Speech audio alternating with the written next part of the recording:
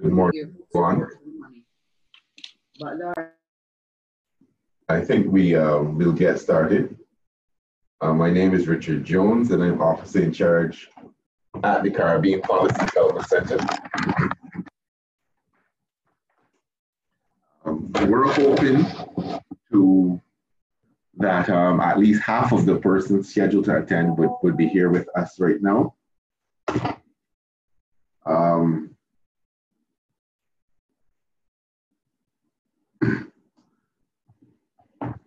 But that is not the case as yet. However, for time purposes, I can't penalize those of you who were here early. So we'll try to move on and hope that they come on sometime soon.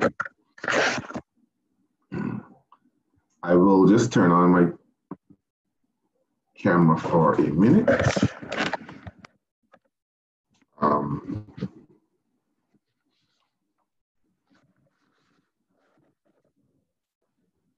Yeah, I'll turn on my camera for a minute, but I'll turn it off. Hopefully there's no buffering. So thanks again for attending this session. We should have participants across 3 countries. That would be Antigua, Barbados, and Grenada.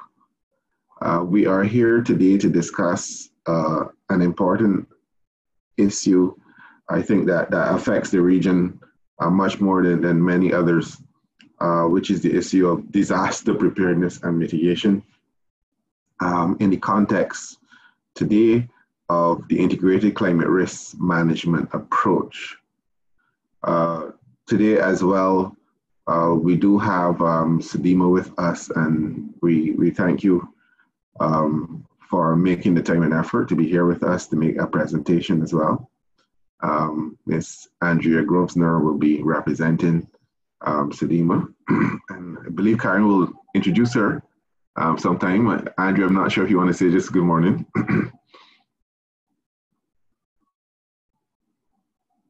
Okay. Moving on. Good morning. It's a pleasure to be here. Great. It's good to have you. CPDC has, over the years since its inception, been committed to articulating a voice for civil society and NGOs in particular within the policy space. That is quite often we find that many of us who are most impacted by policies, whether it's created internationally or its origin is international, whether it's from within the region or even at times nationally, we tend to find ourselves very much impacted by many of these policies. And the opportunity for us to engage and to give our voice and be heard is not seen as much as we would like. Our role then is to bring that voice, whether it's through research, whether it's through dialogues, but to articulate a position of the average citizen within the Caribbean to policymakers on our needs when they're shaping these policies. So today the discussion, as I mentioned, is on disaster preparedness and mitigation, and particularly the integrated risk management approach. That being said, Karen will go into much more detail on these matters, so I don't want to duplicate what she's going to be saying. I would like to thank as well and recognize that Elijah James, who's here with us from Volunteers United Antigua, who would have coordinated the participation of many of the persons from Antigua. The same for BANGO, Barbuda's Association of Non-Governmental Organizations. And Marcia is here with us as well, Marcia Brandon. And in Grenada, the Interagency Group of Development Organizations, and Sandra Ferguson. We thank you for your contribution to making this meeting a success this morning.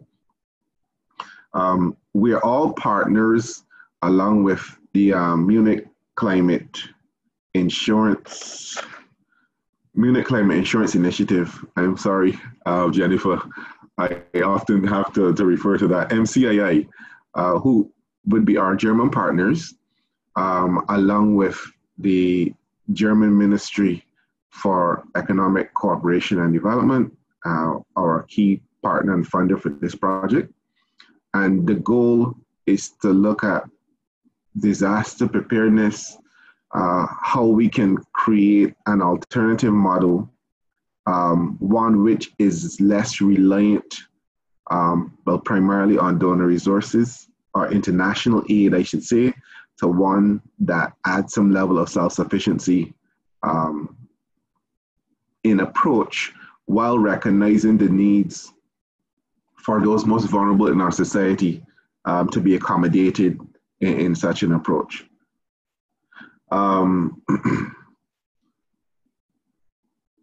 Well, at this time, I will just hand over to Karen and let Karen get started. She has all the wealth of information for us to discuss. So Karen, if you can take over.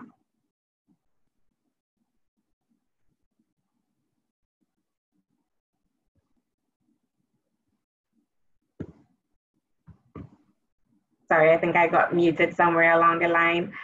So I wanted to thank Jennifer Phillips for her presence. I wanted to know if you had any brief remarks you wanted to bring from MCII. Not at this time, but happy to be here and happy to participate in this session. Okay, and we're happy that you're here as well. And I wanted to highlight that Christian Herbert from CBDC is also on the call. And he's kindly asking you all to go to the Google Doc that's in the chat to fill out for the attendance sheet. And just a little more other ground rules. We're going to try to have a question and answer time at the end of each presentation. So if we could wait, if we could put the questions in the chat, or wait for when the question and answer chat, so that therefore we wouldn't have conflicting voices going at the same time on the virtual platform. I wish we were in person so that we could have had an exciting time, but I'm still honored that you chose to spend your Wednesday morning with me, and I'm going to get started now. I will take off my video to ensure that the bandwidth is maintained.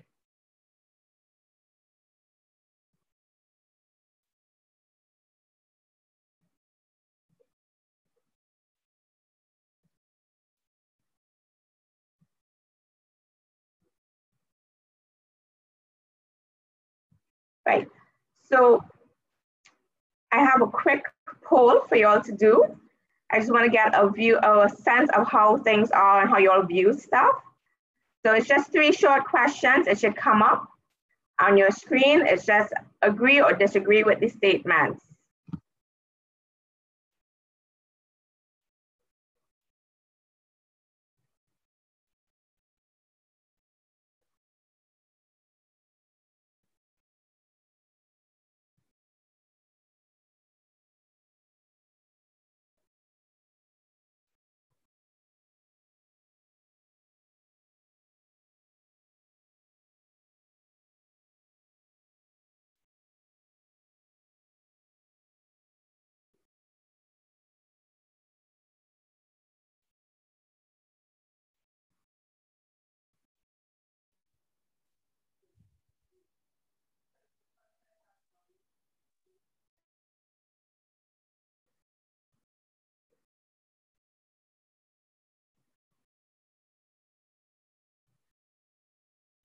All right, let's see what the results are. So 91% believes that the Caribbean could build its resilience to natural hazards. 78% said that they are aware of integrated climate risk management approach, which means I'll have an easy session today telling you all about it. And that 100% said that they are willing to help their region be proactive. I forgot to share results. Do you all see the results? Right. So a quick overview of the project and what we're working on. So climate disaster risk finance and insurance has 2 main aims. It looks to ensure that we have proactive planning and building resilience.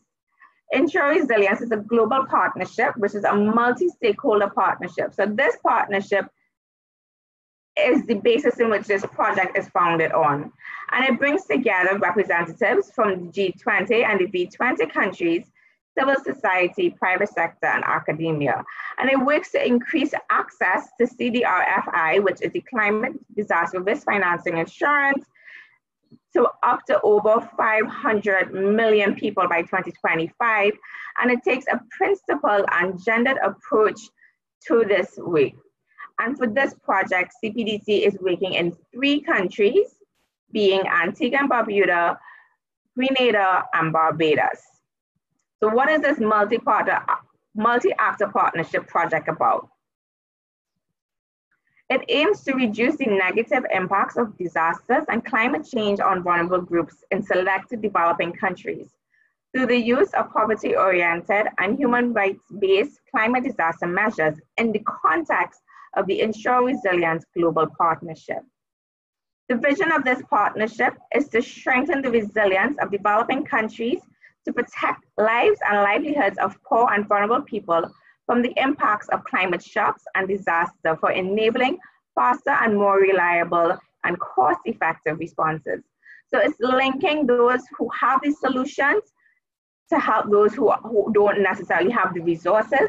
It coordinates efforts and it encourages knowledge learning and the sharing of best practices. It integrates and aligns risk financing with broader climate and resilience policy agendas while seeking to enhance the impact of ongoing initiatives and support the development of new climate and disaster risk finance insurance solutions to help the growing needs of those in developing countries. So what do we hope to achieve by implementing this project? So we want to have the development of a multi-stakeholder actor partnership at the national level and also at the global level that promotes the development and implementation of gender-based, poverty-oriented, and human rights-based approaches to climate finance. So on the country level, we're going to establish a maps, and we're also going to have exchanges among the countries, and we're also going to make positions and suggestions to policymakers. So we know that at CPDC, we are about putting the people at the center of a Caribbean sustainable development. We want to ensure that those that we represent have a voice.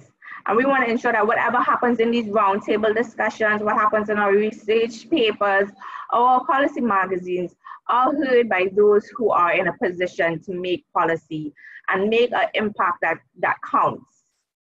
And also, we want to ensure that this is being done with the help of civil society. So we want to increase the capacity of civil society to ensure that they could accurately advocate and lobby for changes that would bring about a more resilient Caribbean. So who is implementing this project? CARE Germany, with German Watch and Munich Climate Insurance Initiatives are the 3 main organizations that have the contract with BMZ, the government of Germany, and then there are 7 chapters of the project. So there's in the Caribbean, there's Laos, and there's Madagascar, Malawi, Philippines, Senegal, and Sri Lanka. And the project activities is to develop the toolkit, research products, and have events and influence the global and regional policy processes, and as well to have exchange meetings amongst CSOs between Africa, Asia, and Caribbean, the 7 chapters of the project, and as well to hold country level stakeholder meetings, thematic workshops, and community consultations, as well have contributions to the InsuResilience Global Partnership Working Group, governance,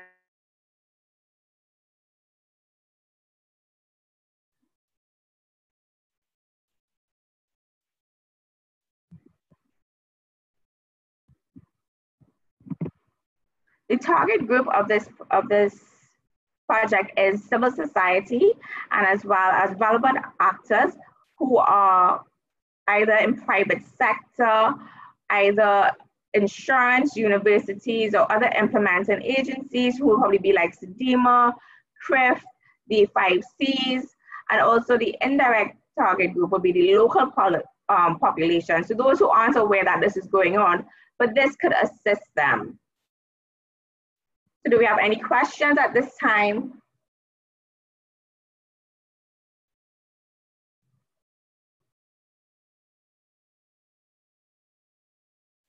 All right, that means I can move on to my next session.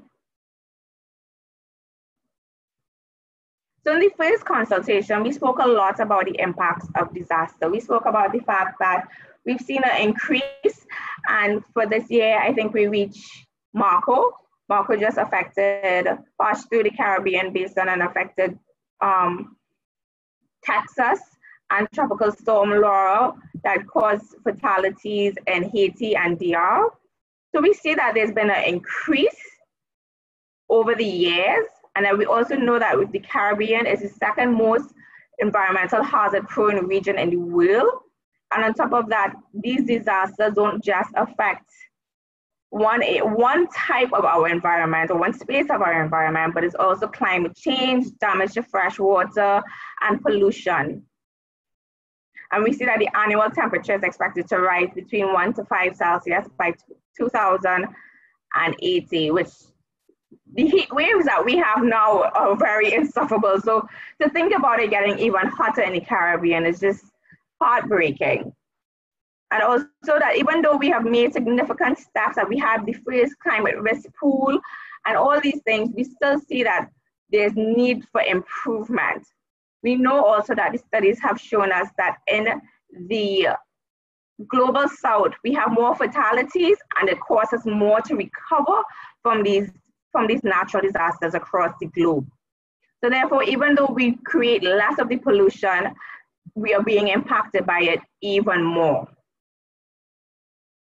So therefore, what could we do to try to help build our resilience? So one of the proactive ways of planning and building resilience is understanding how the climate disaster risk financial insurance could help us. Through risk assessments, we could be able to anticipate, which is the ability to estimate the impact of weather events on individuals and countries, and response measures and the costs required to actually address these events. And then from that, we should be able to absorb by improving our financial ability to respond to the disaster, reducing disaster asset sales, and increasing food security and enabling rapid recovery.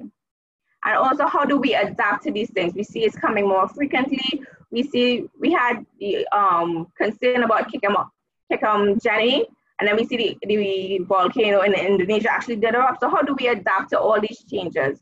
We have to create an increase in savings, increasing in productivity and investments in higher return activities, improving creditworthiness and incentivizing risk reduction behavior, and fostering a culture to prevent risk-taking behavior and instead encourage risk management. So you all said that you all believe that you all want to take steps towards this. I just want to ask one quick question. What steps do you think that you could do to help build the resilience of yourself?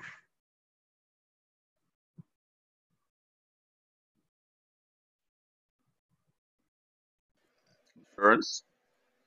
Mm-hmm. That was Elijah spoke? It was. Go ahead. Sure. I was just saying one of the ways could always definitely be insurance, because it would help us to make sure, at least if a disaster does happen, that we have the resources to be able to either build back or be able to sustain until we can get back to where we need to be. Okay. If I can add, I think better planning from our end. Oftentimes we get so accustomed, let's say, to better systems passing every year, that we neglect to plan. I don't want to say we get dulled down, but we neglect to plan for the actuality of an impact. And some countries are impacted more than others. So those countries, particularly that are not impacted very often, tend not to plan adequately, or persons in those countries. Can I ask you to clarify what you mean by plan? So plan is prepare. have a plan, have a strategy prepared. Insurance would be part of that strategy, I imagine, as well. But even at the household level, how you prepare your house, how you prepare yourself and your food, what's the strategy you may have if you are impacted at house level. Let's say there's damage to the house. Is there insurance? What is the plan? I think one of the whole ideas of the overall project as well is how can we build in some level of self-sufficiency within the context of disasters, and because there's at such high risk. So we need to take it, I think, as individuals a little more seriously in terms of both at the individual level as well as at the policy level. Hi, Karen. Morning. Good morning. I wanted to agree and disagree with one or two things that was just said. I agree that we have to plan for disaster, impending disasters. But one of the things is that some people really don't have what it takes to plan with. And when we think of the most vulnerable person living in a little old house, the most they can do in terms of planning sometimes is move away. So if we're talking about protecting assets, I agree that we should plan, but not all people can plan to protect their assets. One of the ways that we can do that would be through something like this, an insurance scheme, a risk insurance scheme that really focuses on the most vulnerable. And as it is now, we know that it's not in the interest of the established insurance companies to focus on that particular demographic. And if you're really interested in protecting the most vulnerable through an initiative like this, I think this is the ideal approach in terms of how we can help the most vulnerable put something in place to begin the rebuilding process. So, I think sometimes we can plan, but we can't always plan in the way that we want to, because you don't have the wherewithal and the resources. And sometimes you can't even protect what you're living in because it's beyond protection. Sometimes the little old shack is just so bad, there's hardly anything that you can do. So I really feel that this project is so important. Because one of the things that really drive and keeps us in things like abject poverty, is this type of things, large-scale wars, things that you don't have no control over, the COVID pandemic, things you don't have control over. And it's always time to push the most vulnerable deeper into the ground. And there's no coming back because there's hardly anything for them to bounce back on. So I really give my full support to initiatives like this. If we can get it work, focusing on the most vulnerable. Thank you so much for that, Rodney. And I just realized that we're not announcing who is speaking, and it's from different countries. So Rodney, if you could say which organization you're representing. I've represented everybody. Finance Creative Workshop today. Okay. And then we had Elijah James from Antigua representing Volunteer United. And in the chat, some people are agreeing with you and saying that yes, we need to understand that the vulnerable persons aren't able to have the capacity to plan or deliver the plan. And as well, we're having persons saying it's beyond planning. We have to be willing to act early, and then also have an understanding of the hazards, what we're prone to and what we're required to cope with. And I think that's also, that was Benedict Peters. And I think that is a brilliant addition to the conversation, because a lot of people aren't aware that we're in a drought in the Caribbean, and we've been in a drought for quite some time. Donna Russell wants to say something. Yes, if I can speak on behalf of the vulnerable whom I have worked with as well, I would think that education to replace complacency would be high on the list, because most people react from a point of fear and not from real knowledge. Most of us have not experienced, in Barbuda, have not experienced a hurricane, and there is nothing like that real that real knowledge of being in a hurricane, God forbid, but I think that is what might wake us up. So education to replace the complacency that exists now, I think would be high on the list. I see that. Thank you very much, Donna. I see everybody is focusing on the anticipate and the absorb. But how? But how do we look at adapting? We have to understand that we can't get away from the hazard. So yes, we need to educate ourselves. Yes, we need to figure out how to plan to absorb. And yes, we have to understand that the most vulnerable don't have the resources. So we as the collective need to be our brother's keepers. But how do we adapt? How do we incentivize risk reduction behavior?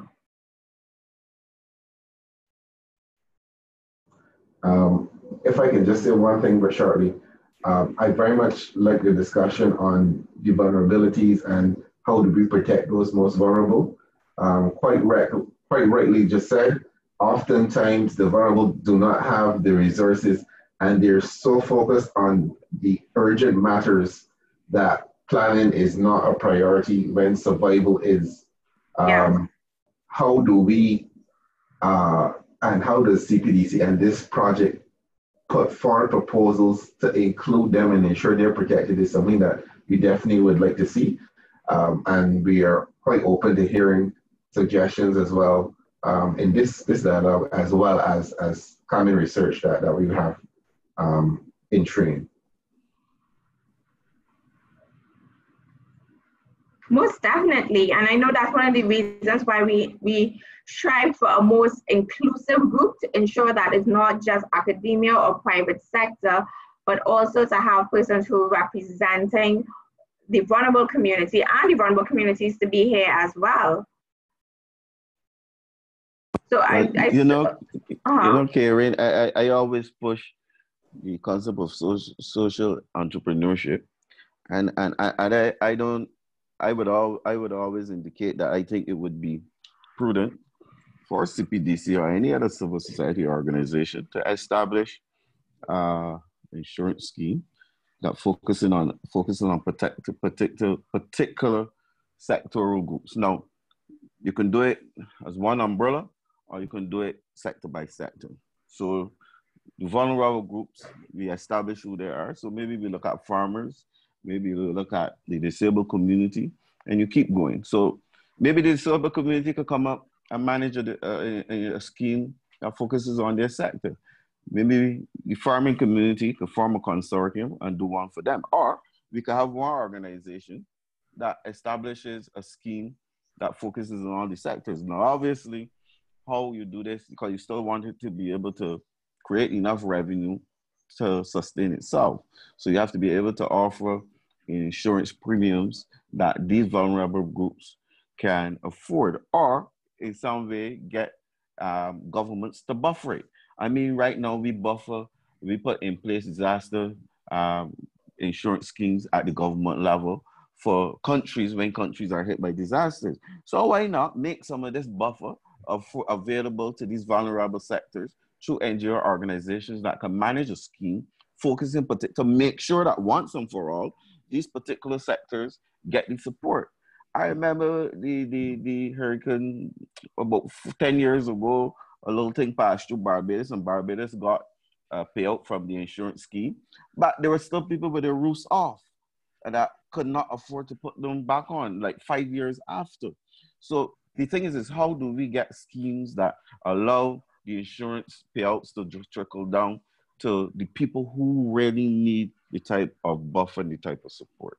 Thank you very much for that, Rodney. That is a very good question. How do we get the livelihood protection policies that are affordable for the most vulnerable and actually reap benefits for them? I see Sharon from Antigua and Barbuda has her hand up. Go ahead. Yes, good day. Apologies for missing the initial start of this meeting. This is Mr. James from the National Office of Disaster Services in Antigua and Barbuda. I don't know if you went through it before, so I just wanted to get an idea of what is the level of interaction with the regional and national disaster management systems that exist in all of the Caribbean countries? And have you worked with the CRIF system as they are instituting other programs at the microinsurance level and in terms of complementarity of this project? Because I'm hearing a lot of talk about planning, and we should plan and have backup systems and so on. So I just was trying to get a pulse on what is the level of familiarity with persons and stakeholders with what exists already within the region, as we have been moving on a path of comprehensive disaster management for the past 10 years, which looks at management of all hazards in all phases by all sectors of society. And the disaster management sector has been very adamant and proactive in engaging our partners in the public sector, private sector, and civil society. So I was just trying to get a feel for what has happened and what is known. Yes, those are excellent questions. So we do have Sedima on the call today, and they will be presenting after my second presentation. And as well, we have MCI, who was responsible for helping craft the livelihood protection policy, which is being delivered by CRIF. And we also have a partnership with CRIF under another project. So we are not just speaking among ourselves, but we are planning to move this conversation towards and within and with policymakers. So after Ms. Andrea presents, we're going to have a session that we are going to have an open discussion how we could work with policymakers as well. I just wanted to ensure that we were all on the same page about what is resilience and the fact that we do have hazards in the Caribbean. I'm going to take these last two comments and then I'm going to go on with the presentation. So Donna had a hand up and then Claudette.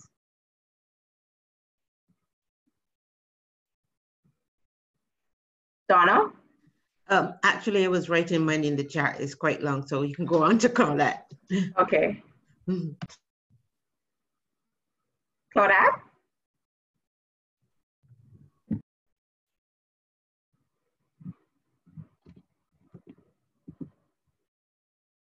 Okay, Claudette. All right. So in the chat, we have persons talking about having a strategy to reduce the vulnerabilities, that a critical number of our young persons are educated. So we do believe that education is the way, and that's part of the reasons why we are having these consultations. And Donna is saying that we could use the community centers to teach and reinforce simple preparedness, to fund waterproof bags and teach what should go in them and incentivize new tech housing that are hurricane resistant and low cost. Those are great ways to adapt, Donna. Thank you for those suggestions. If I could just add very briefly, in response to the question, I have to say that we are now in the process of commissioning a number of research pieces that would look at that idea of generating a body of information that takes into consideration different components and different actors. That research coming up would be looking at the issue of gender and women farmers, for example. So we do intend to do more outreach with all stakeholders. Our role in the initial stages has been to educate civil society and non-governmental organizations in particular. So the next phase is actually the body research, and then as well, at the same time, we're engaging with our national and regional partners who manage the policies and programs for disaster preparedness and mitigation. Hello, could you hear me now? This is Claudette from Grenada. I can slightly hear you, Claudette. Oh, okay. Is it better? Maybe you could write it in the chat. Okay, it's quite long. That's why. Okay, you're not hearing me any better, are you? I'm now hearing you. All right. Okay, go ahead. Go ahead. All right. Okay. Right, so before we move on, one last comment from Rosanna. She said, Rosanna Tudor, who represents the Barbados Council of Disabled, I strongly believe that the disabled community will contribute to the risk management insurance scheme. The only available form of relief for the sector in disaster comes after, which is in the form of designated temporary relief, which does not trickle down to the vulnerable. Okay. Thank you for that contribution. That's something very good to note. So then all of this, talking about how do we actually have integrated climate risk management approaches? How do we ensure that everyone is in the room and that everyone's voice is heard and that everyone is protected during these hazards?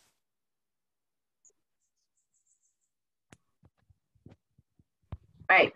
So on the road to integrated risk management, there have been several theories that we've worked through. We've worked through disaster risk reduction, which focus on the prevention, the mitigation, and the preparedness. So it talks about first aid training, early warning systems, the reinforcements of the embankments.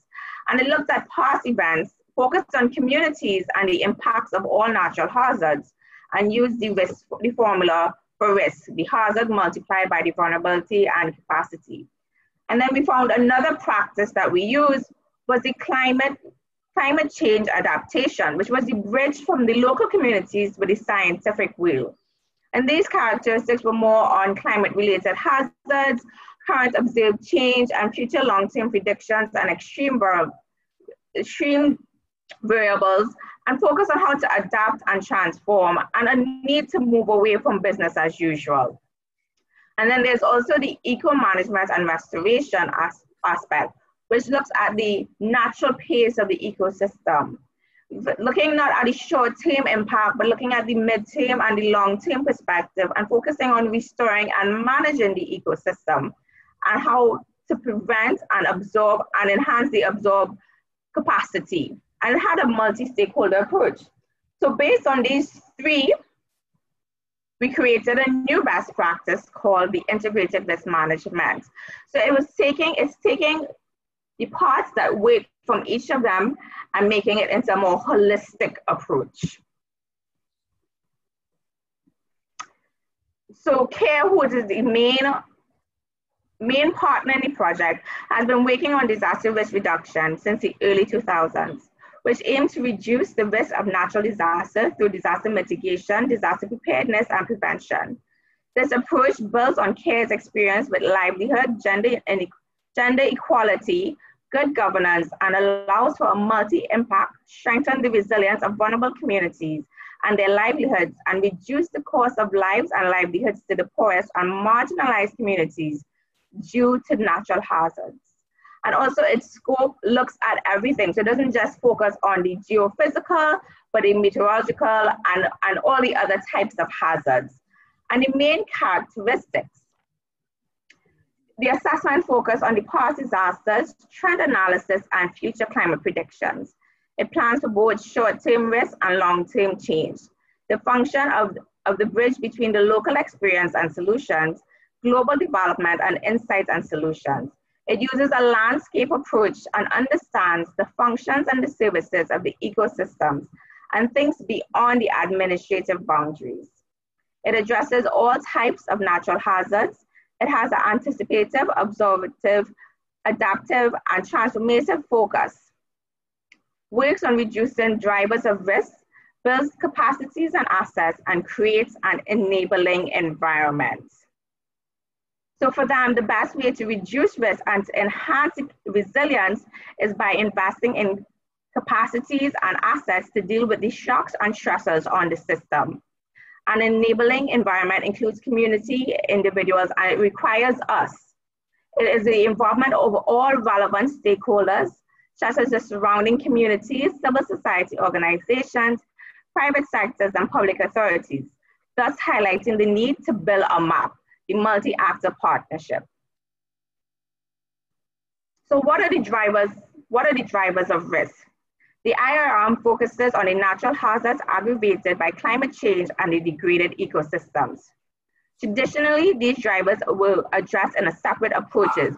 Within the ICRM, they have an interdependent relationship. Natural hazards and climate change can cause ecosystem degradation.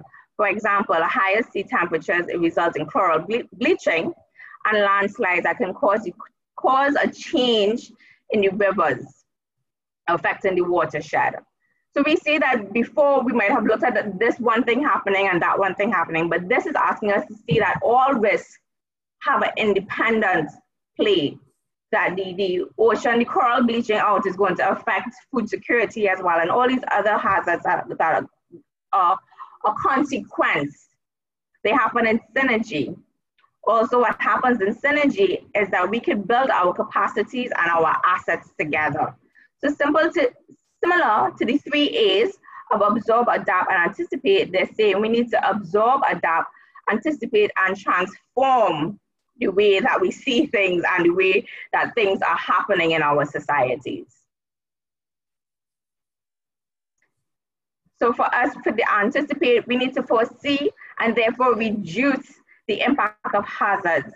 We need to be able to absorb these shocks and understand that the impact of the shocks and the stresses on lives and well-being don't only take a physical toll, but it also takes a mental toll, and it reduces the amount of skills and resources available. So therefore, we need to build the skills and resources needed to help have a stronger response to these adverse conditions. And we need to adapt to the evolving conditions. So we need to adjust our habits. So we just talked about educating. We just talked about the fact that we need to listen more for when the disaster agencies speak. And then we also need to adapt to say, okay, if I listen and I hear that the agency says that, how do I look out for my brother and be my brother's keeper? Which calls for the transformation that would influence an enabling environment and the drivers of risk to create individual and systemic change on behavior and local governance and decision-making structures. This is where we come together to try to change our Caribbean for the better. So the aim is to strengthen the range of capacities of communities and individuals to enable them to deal with the risk. But what are our assets? Our assets are our human skill. That is one thing Rodney Grant has always said, that you can't underestimate your human resources. We have skills, we have knowledge, we have education, we have all these things within us that we could create innovative strategies to help deal with this issue that is in front of us. Social capital, extended family, community cohesion, voice and political influence, economic resources, market access, savings, insurance schemes. We keep talking about the insurance schemes. And we know that we have 2 available in some islands in the Caribbean. We have the coast, which is available for the fisher folk in St. Lucia and Grenada. And we have the LPP that is available in St. Lucia and Jamaica. And livestock and productivity assets. Physical capital as your tools, your premises, your land, and your natural resources, forests, pastures, water, if I have water twice, soil. So how do we make a good enabling environment? We've realized from what we were seeing previously in that previous discussion that we can't do it alone. It can't be the vulnerable communities doing it alone. We can't have the disaster agencies working on their own. We can't have private sector working on their own. But instead, to have an enabling environment, we need to have an interdependent approach to battling our natural hazards. So they're saying that when communities work alone and don't receive the support, the change isn't lasting. But if the community is working together and has a private partner who comes along and said, okay, I'm going to help you all do this, or they get the funds from the government, or they get the insurance at a discounted rate for them, they will be able to have lasting change. And also ensuring that the relevant stakeholders are aware. We know that sometimes the trickle down of the information doesn't always happen. So it's about being aware, not harming others in the process, as well as raising awareness. So it's not you just learning the information and being happy that your family is taken care of, but going out there and teaching others as well. And on what principles are we going to do this on?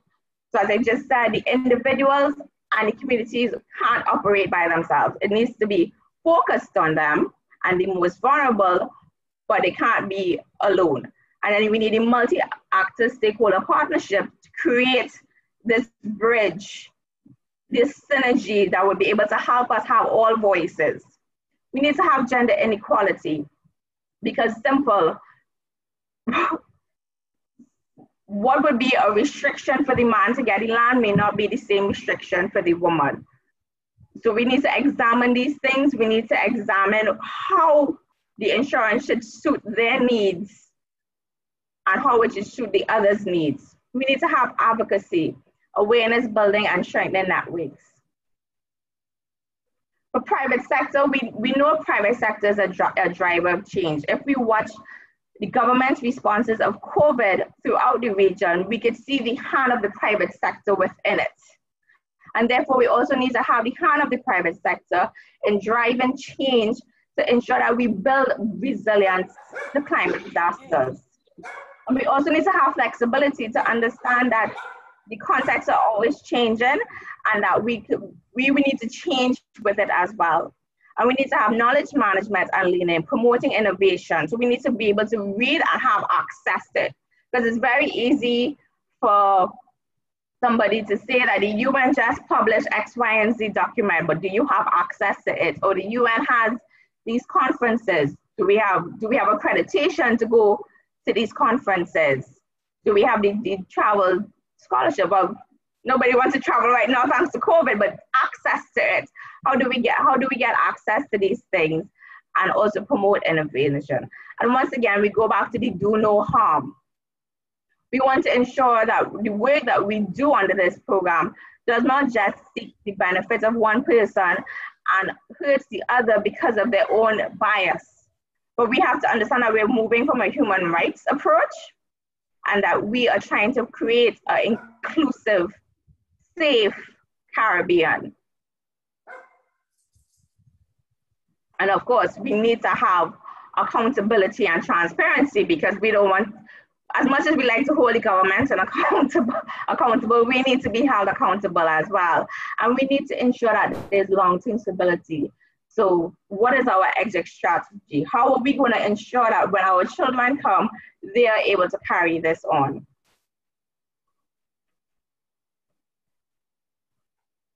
So the roles that we play, so civil society plays a pivotal role normally where they take up the resource gap that governments and private sectors don't do, and they provide services and they provide advocate for these services that should be there, and they hold governments accountable. They provide technical and social support, and therefore it is crucial that they are part of the advocacy and the lobbying and the service provision of climate disaster risk finance insurance. As well as we know that the private sector plays a crucial role in any given community, from the small shop to the big shop in the community. It helps with the economic development, and it helps steer the interests of the country and the communities that they exist in. Academia and local bodies are also, and international bodies are also, should be consulted and should ensure that the projects are held to a certain quality and accountability and ownership. And public authorities are the cornerstone of any project to ensure the sustainability, because we can do so much on our own, but we need to be able to hand it over and ensure that the governments are still taking the right steps towards having a sustainable Caribbean. So at this time, I'm going to hand over to Christian. Hi, good morning, everyone. So based on Karen's presentation, we can see the importance of integrated climate risk management methodologies and CDRFI instruments. In the region, we need initiatives which will support and strengthen the resilience against natural disasters. Under the project, as explained by Karen, CPDC is looking to formalize the multi-actor partnerships aimed at improving the resilience of the region. The link for the formalization will be put in the chat right now. And all right, just give me a second. I'm putting it in the chat. So what does the multi-actor partnership seeks to do? After the formalization of the multi-actor partnership by signatories from all partners across the sectors and region, the newfound partnership will be used to lobby and advocate on behalf of the marginalized social sectors, ensuring the voices are placed at the center of Caribbean sustainable development. We would like to encourage you to sign up to be a part of this partnership and to visit the Risk Resilience Hub on CPDC's website for more information. Thank you. Karen? Thank you so much, Christian, for that. So the risk resilience came out from part of the project. So we just talked about the fact that we need to have innovative ways for knowledge sharing. So we have the risk resilience library as well, where you can find documents, things, and templates on this on this issue. And as well, you'll be able to find the sign-up sheet for the partnership, and you'll be able to see all the signatories as well. And you will be able to learn more about the partners. All right. Any questions at this time?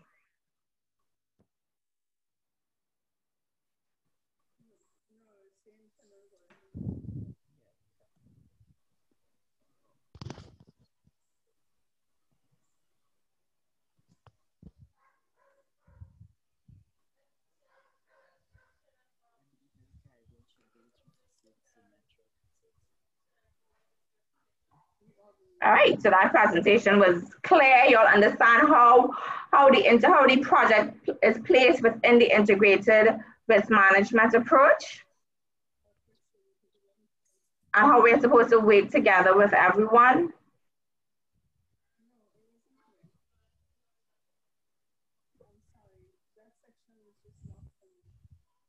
Yes, you have to do fill up a poll here.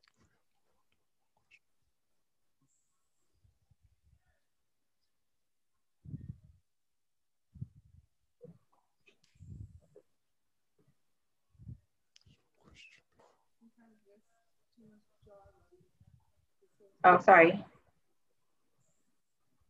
Yes, so Rosanna asked, what is the role in governments in this? So the role of governments, if we go back, is that to take up the sustainability and the follow-up and ownership of the actual frameworks. So those who are in charge of legislation, they're the ones that are supposed to ensure that what is proposed responds to the needs of the persons.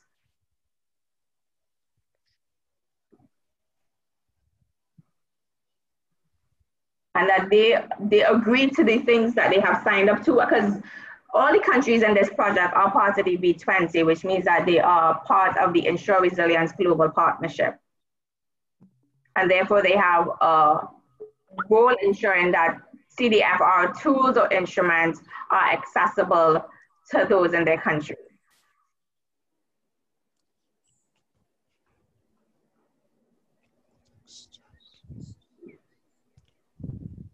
Does that answer your question, Rosanna? You can see I was putting up the film for you. Because you couldn't see it from here.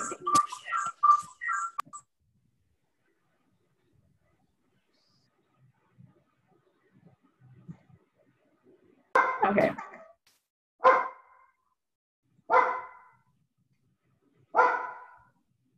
All right, so I just wanted you all to give me one quick word that represents, oops, sorry.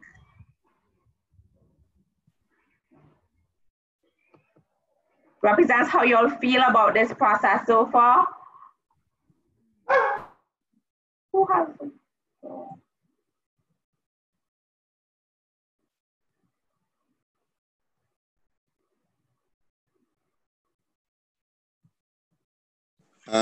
Karen, I probably will miss one or two things. You hear me? Yes, I'm hearing you. Right. I think one of the most important things that you said, and I want to reiterate, is that there must be a strong partnership approach to how this initiative is rolled out. And to get all the sectors on board sometimes is the most difficult thing. And a lot of the times we put these things on paper and we talk about them lavishly, but then the actual instrument have really played out. This is the difficult part. I believe, you know, we have across the board already, we have national disaster management agencies. We have several layers. And then at the community level, working with the most vulnerable groups in the communities, we have district emergency organizations. I believe that at this level, these organizations need to be more included in the national machinery. Most of the times they are left to function in terms of response at the community level. But in terms of the national planning, they're not integrated. Like, you know, here in Barbados for sure, they don't sit on the National Emergency Committee. They're not represented on that. So the integration and the inclusion of all partners. I also believe that the private sector should play a very strong and integral role, specifically in a project like this. How do you bring the private sector to the table is really important as a body.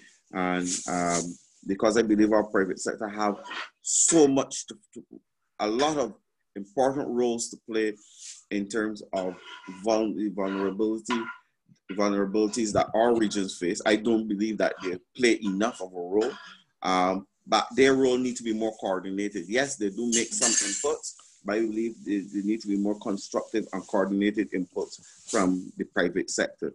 And I believe a project like this has the capacity to really create that space for a more coordinated approach from the private sector, working along with government and working along with civil society. So I believe some good things could come out of this. I also want to laud the human rights approach to this initiative. I think that should underscore, it should underscore at every level how this initiative is rolled out, so that it keeps us focused on what is the priority, that is human-centered, and that is focusing on the most vulnerable. So that at least for once, that aspect of the geographic, that aspect of the society that we are focusing on actually get the support and the resources that they need to help them, you know, kind of bounce back from the type of challenges that they face. Thank you very much. Thanks, Rodney, for that contribution.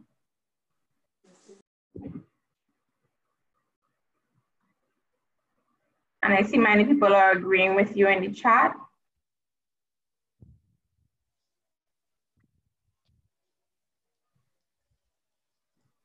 And also that we have to, the SDGs are very important. Yes, that's one of the frameworks that we're working towards.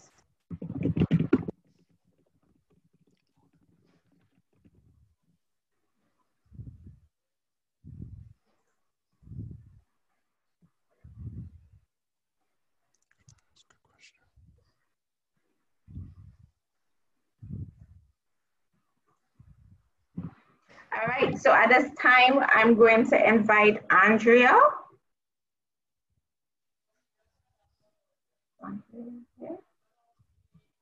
From Sedema. Good afternoon. Good morning, sorry, I am here. Oh, okay. Right, so I'm just going to read a brief bio. Andrea Governor is a humanitarian with a passion for helping people manage disaster risk, to which she has devoted herself for 25 years. Currently working with the Caribbean Disaster Emergency Management Agency as the Deputy Executive Director. Her endeavors over the last 2 years have been more strategic than operational, focusing on strategic and corporate planning, resource mobilization, monitoring, and evaluation. Ms. Governor has also been the focal point for reporting on the regional achievements of the results within the comprehensive disaster management strategy, which contributes to the SEDIA disaster risk reduction framework. She is also the main facilitator for the consultation of the leading to development document on building pathway for Caribbean resilience. Andrea possesses a bachelor's in geography, master's in business administration, master's certificates in monitoring and evaluation, and certified training in business community planning. She has researched and written and contributed several publications, documents, and policy papers, as well presented in various disaster risk management forums. So now we're just going to hand over, and we thank you so much for being with us, and we can't wait to learn more about the CDIMA's approach. Thank you very much. I am proposing to actually share a video before the presentation. I know that the presentation is up. Apologies for that. So if I can, do I have permission to share my screen? Let me give you permission. Okay, thanks. It's a short video, just about 3 minutes or so. You should be able to do so now. Thank you very much appreciated. Okay, let me just get the particular document lined up. Okay.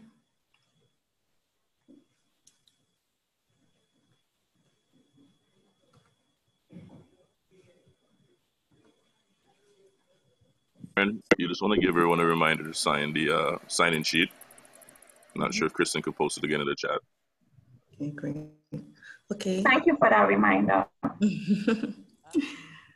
Okay, so good morning again. I'm just going to share a short video that just introduces, it is more of the conceptual level, and I think that a lot of what I will present today will be very much at a conceptual level, because there needs to be a paradigm shift in terms of how we treat the matters.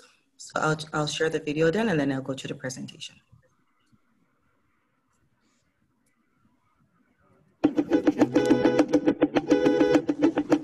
The Caribbean is known for its natural and captivating beauty, an abundance of sun, sea, forest, and nature.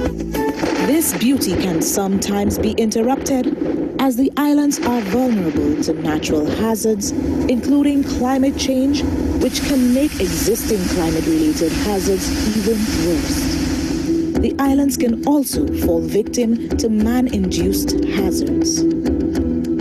Over the years, many Caribbean people have lost loved ones, housing, infrastructure, basic access to necessities, and livelihoods due to the devastation caused by earthquakes, floods, hurricanes, storms, and other natural hazards.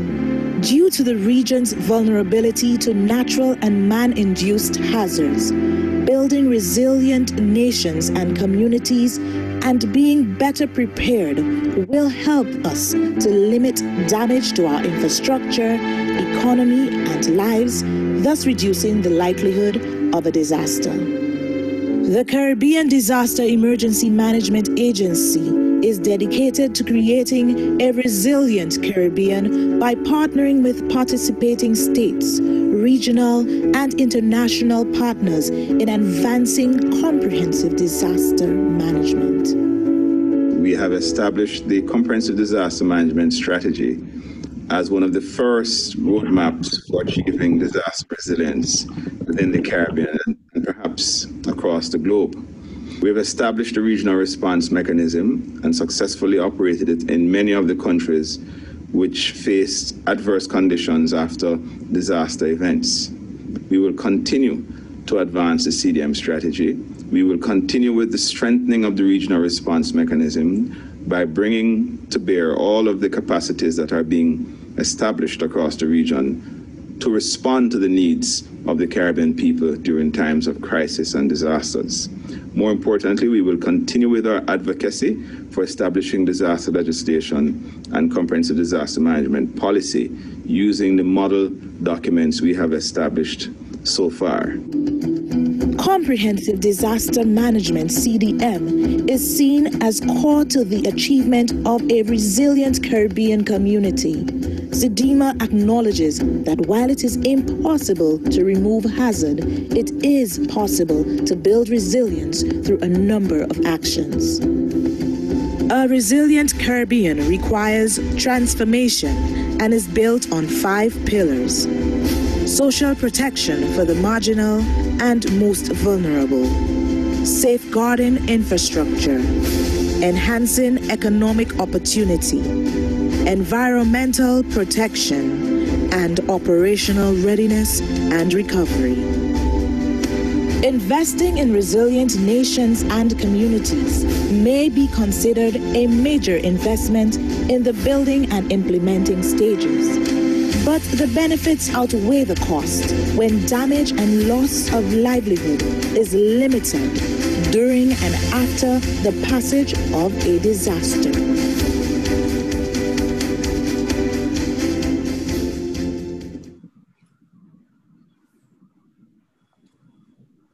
Okay, thank you very much for viewing the video, and I will start the presentation now.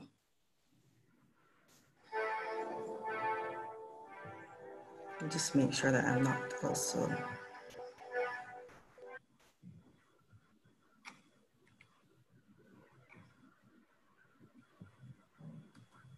Can you go ahead and load, please? Oh, I thought you, sorry.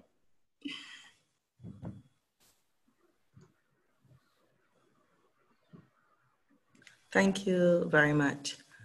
As you are aware, CDEMA is a regional entity. We've been established by the heads of government of the Caribbean community, and we do serve 18 participating states. Let's go on. And so today I know that we are looking at this multi-actor partnership on climate and disaster risk finance in the context of the InsuResilience Global Partnership, and CDEMA's, next slide, CDEMA's specific role is to look basically at the integrated climate risk management approach, and this is really looking at our pathway to resilience. What I'll seek to do in the presentation basically is to tell you a little bit about the resilience framework that has been agreed at the heads of government of the Caribbean community. And I think that I will put a lot of emphasis on this because it is recognized that there are specific project initiatives that are occurring, but the conceptual approach is important because it really puts us in the space of how we connect, not only what will be undertaken on this specific project initiative that is being undertaken by CPDC and even a specific project that will be undertaken by CDEMA, but really how do we look at the spaces to interconnect a number of the actions that we ourselves may be undertaking within our own program of work. So as you know, the Caribbean is a highly vulnerable region. We have been frequently impacted by hydrometeorological hazards. We've also been affected by earthquakes, and there's also the transboundary threats of epidemics, pandemics, terrorism, sargassum, climate change, etc. And this is important because even though we're talking about integrated climate risk management, we live in a geographical context in the Caribbean region that does not allow us to ignore that there are other hazards that the region faces and that we are obligated to treat with because it is part of the complex environment in which we work. Let's go on. Next slide, please. So as you are aware, in 2017, we had trouble in the tropics. I mean, we had trouble in tropics in 2019, and we are hoping that we do not have too much in 2020. But this has really been the focus for the cementing of the resilience type conversation. We had 2 Category 5 hurricanes in 2 weeks and equaling the second highest strength on record and strengthening over a very short time period, affecting several countries within the region and having GDP losses of 10 to 25%. Next slide.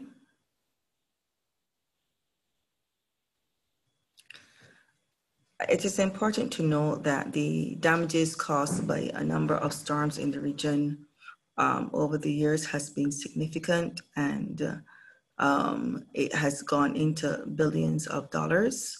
We can see peaks that you might recognize, 2004 being Ivan, which would have affected Grenada, Jamaica, etc. And we also have the 2017 events. This is according to ECLAT. Let's move on.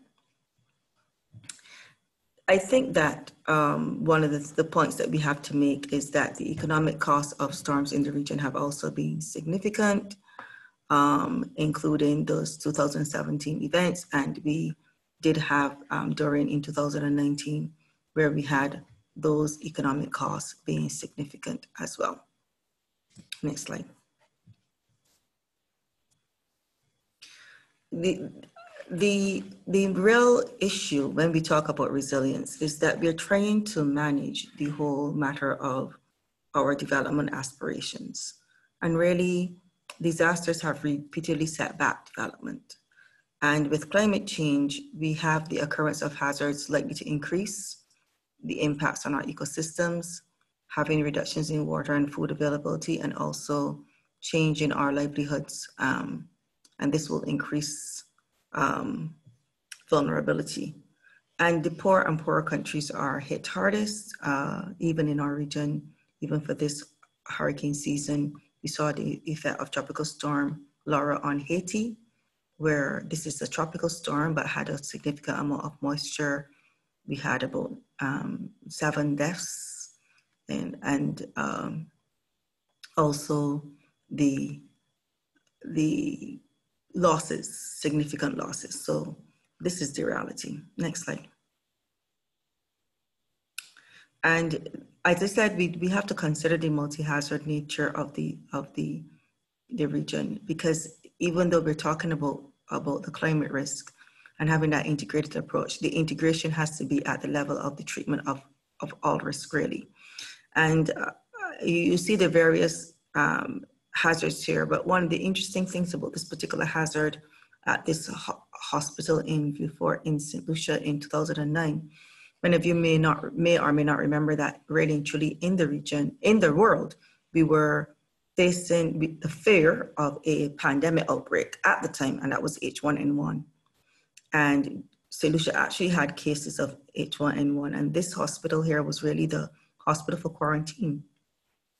And we had a fire there. So this even gives you a little bit of the understanding of some of the complexities that can occur when we are seeking to treat with these matters. Next slide.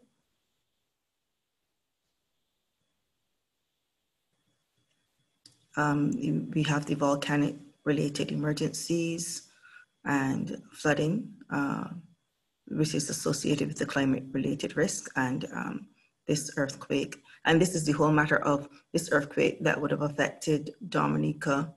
Really and truly, this is also highlighting areas that are vulnerable to these sort of impacts. Next slide.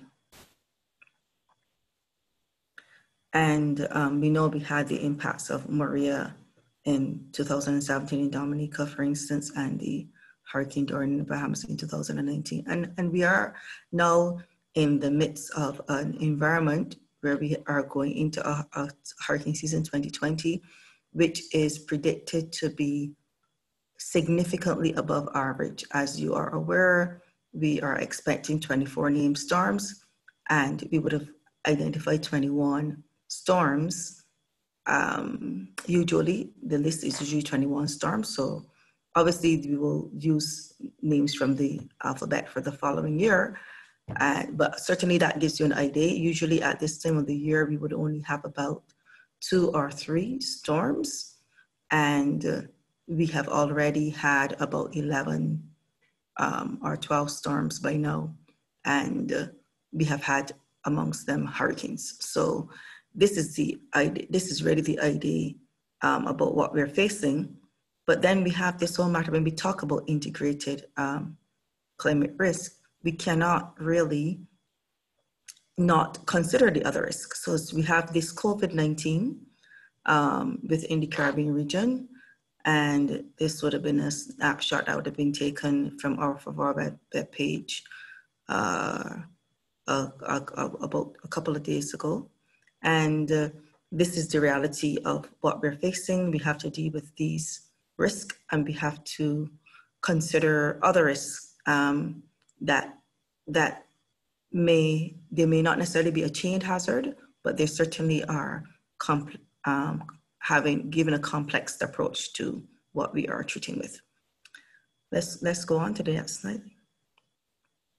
So as it relates to climate risk, this is the work done by Taylor, 2017. It says we're foretelling a future that will be marked by the unprecedented, even hotter times. Well, we are experiencing that now, aren't we? And even drier conditions. In 2020, we began 2020 with a drought. Part of the challenge is that we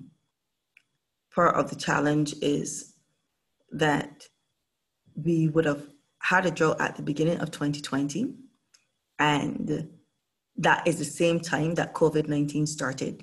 And so we were in a situation where we are talking about washing hands and good hygiene as a way to minimize the spread of the virus. Yet we are having conditions where we don't have water. So again, this sort of treats with the challenges that you certainly are facing. So we're looking, and now we have the hurricane season. And then we talk about the earthquake and volcanic impacts. And you see here, you can see various the inner volcanic arc for the Caribbean region, and the sort of map with of the earthquake. So again, these, because we are having tremors, and we would have recently had one off of the coast of St. Lucia. There was one off the coast of Antigua even in the last week. And these would have been, yes, they were shallow, like about 10 kilometers, but they were only like about 3 or 4 on the Richter scale. Go on, let's go on. So we know that catastrophic events are increasing. In the last 20 years, from 1998 to 2017, we've had quite a number of people who have been killed and a further 4.4 billion injured. And we talk about climate risk because the climate-related hazards are the most frequently occurring. So we have 91% of all disasters are caused by floods, storms, droughts, heat waves, and other extreme events. So this is a reality. But the disaster losses are also increasing. And the interesting thing about it is that the climate-related disasters is causing a significant amount of those losses, 7% actually from the total, and this is up from 68% before. And it is reported that extreme weather events will cause about 151% of losses going into the future. So the costs are significant, and absolute losses also master a relatively greater burden of disasters on the poor, because the poor and the vulnerable really do bear the brunt of the disaster impacts. Those who are less vulnerable and economically better off are able to recover a lot more quickly. Next slide, thank you. So recognizing this, we have large-scale disasters over the past years. You also have had the previously unknown infectious diseases, extensive flooding, damage to vital systems and infrastructure. Difficulties have been created for traditional risk management and risk sharing actors. Major challenges also for the decision makers in government and the private sector. And obviously, these are all pointing to the need for urgent action. Next slide. What is one of the key things that CDB would have put on the table as we would have discussed these matters is that really and truly, we talk a lot about the environmental threats that we face in the region, and this is the reality. We have the disaster costs, the low insurance payouts vis-a-vis the losses, the insufficiency of our building codes, and the poor climate change adaptation tools. But there are a number of other issues that are contributing to this complex picture that we need to give cognizance of, that really affects how we treat with the integrated approach, because we can't just treat with this, we have to address these issues. And therefore that's the importance of the stakeholders being able to come together in doing so. So the fact that we do have that low growth and high indebtedness in the region, low commodity pricing and declining reserves, and limited trade markets, low productivity and competitiveness. The ease of doing business in the Caribbean is not there at all. Only in Jamaica have we've been able to do it, and then it's ranked 70th. So we have large infrastructure gaps, weak governance, and there's the inefficient and costly transport links and high energy costs that the region is certainly faced with. And then there's the poor human development. Well, there is, we talk about even literacy, but even for countries that are said to have these high literacy rates, for instance, I was listening to the common entrance exams results, and when we look at the RV scores, yes, we talk about the high flyers, but the RV scores, for instance, always concerns me, because that's where a lot of people are, and it's less than 60% in a lot of cases, and a number of students sometimes even getting 0 or less than 10, etc. So this poor education outcomes, these mixed massive skills, youth unemployment, high crime and citizen insecurity, these are all challenges that we are facing. And all of these together, really, when you have these environmental threats, really puts a very complex picture that really tables the whole matter of why resilience is so important. Let's move on. So for the Caribbean, we were asked to redefine resilience at CDEMA. And we usually heard about the resilience being the ability to absorb shocks, bounce back better, etc. But for us, we think that resilience is really about bouncing forward. The analogy is used of the long distance jumper who, or the long jumper who would, will rock back and forth in order to be able to spring into action. So we are looking at bouncing forward. How do we use the opportunities that the crisis presents that allows us not just to bounce back better, but to bounce forward in a way that sets the stage for a more resilient Caribbean, not only for our generations, but for generations to come. I will say that one of the key things that we have to look at is our planning frameworks. Those planning frameworks tend to be in 5 and 10 year spots, but we really have to be looking at a longer term outlook of, I would say, 50 years. And we as citizenry have to push our governments and those who govern at the regional level to try to set a picture that is beyond that 10 or 15 or even 20 year cycle, but more towards a 50-year cycle, that we can have a longer term outlook in how we're planning and being able to consistently build on that planning horizon. Let's go on. So first of all, many of you might be aware of the comprehensive disaster management approach. The goal of the CDM strategy, which is coordinated by CDEMA, is safer, more resilient and sustainable CDEMA participating states through comprehensive disaster management. Our strategy was actually first developed in 2001, and we're now in the 3rd iteration of the strategy in 2014, starting 2014 and going towards 2024.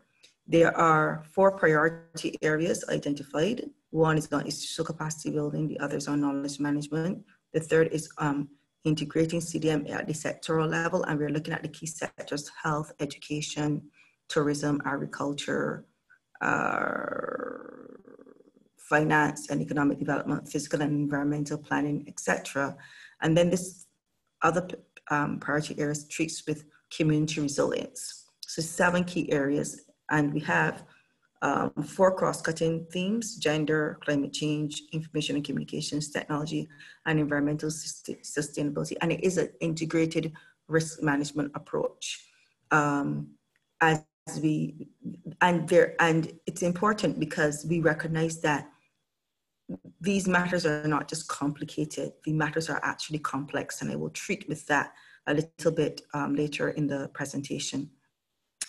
I want to say that this for the CDM, there is also a governance arrangement around CDM, and governance is actually absolutely critical because really with complex problems, the governance arrangements help us to be able to read through many of those things. So we do have governance around the priority sectors.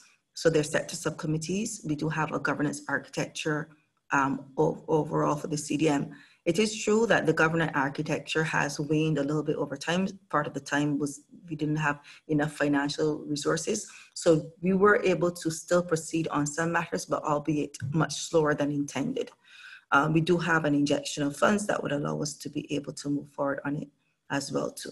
So I think the 2014 strategy provides a good framework for us in terms of treating with the whole matter of the integrated risk management approach and the climate resilience. I will say that specifically under the program that you are doing, based on what I read, a little bit that I read, and I lost a little bit of the presentation, the whole matter of community livelihoods and safeguarding and strengthening those for effective risk management is actually an area that's being considered. And I know that that this will consider insurance-related matters, and this is therefore something that fits within the context of the strategy. And we note the cross-cutting themes. Next slide. So the pillars of resilience, you would have heard in the video that there were 5 pillars, and the 5 pillars are social protection for the marginal and the most vulnerable, safeguarding infrastructure, enhancing economic opportunity, environmental protection, operational readiness, and recovery. What we felt is that in the Caribbean, there's a number of areas that we have to look at. But if we look at them, we can generally be able to sum them up in basically these 5 areas. And I will talk a little bit about each of them, not too long, because I'm also looking at the time, but I will talk a little bit about some of them as we move forward. So if we can go to the next slide. To say as well too that the whole matter of the resilience framework has to have foundational and reinforcing elements, which looks at policy, legislation, regulations. The list is there, but also the whole matter of real public participation in the process is critical, disasters financing, but also ensuring the involvement of youth. Next slide.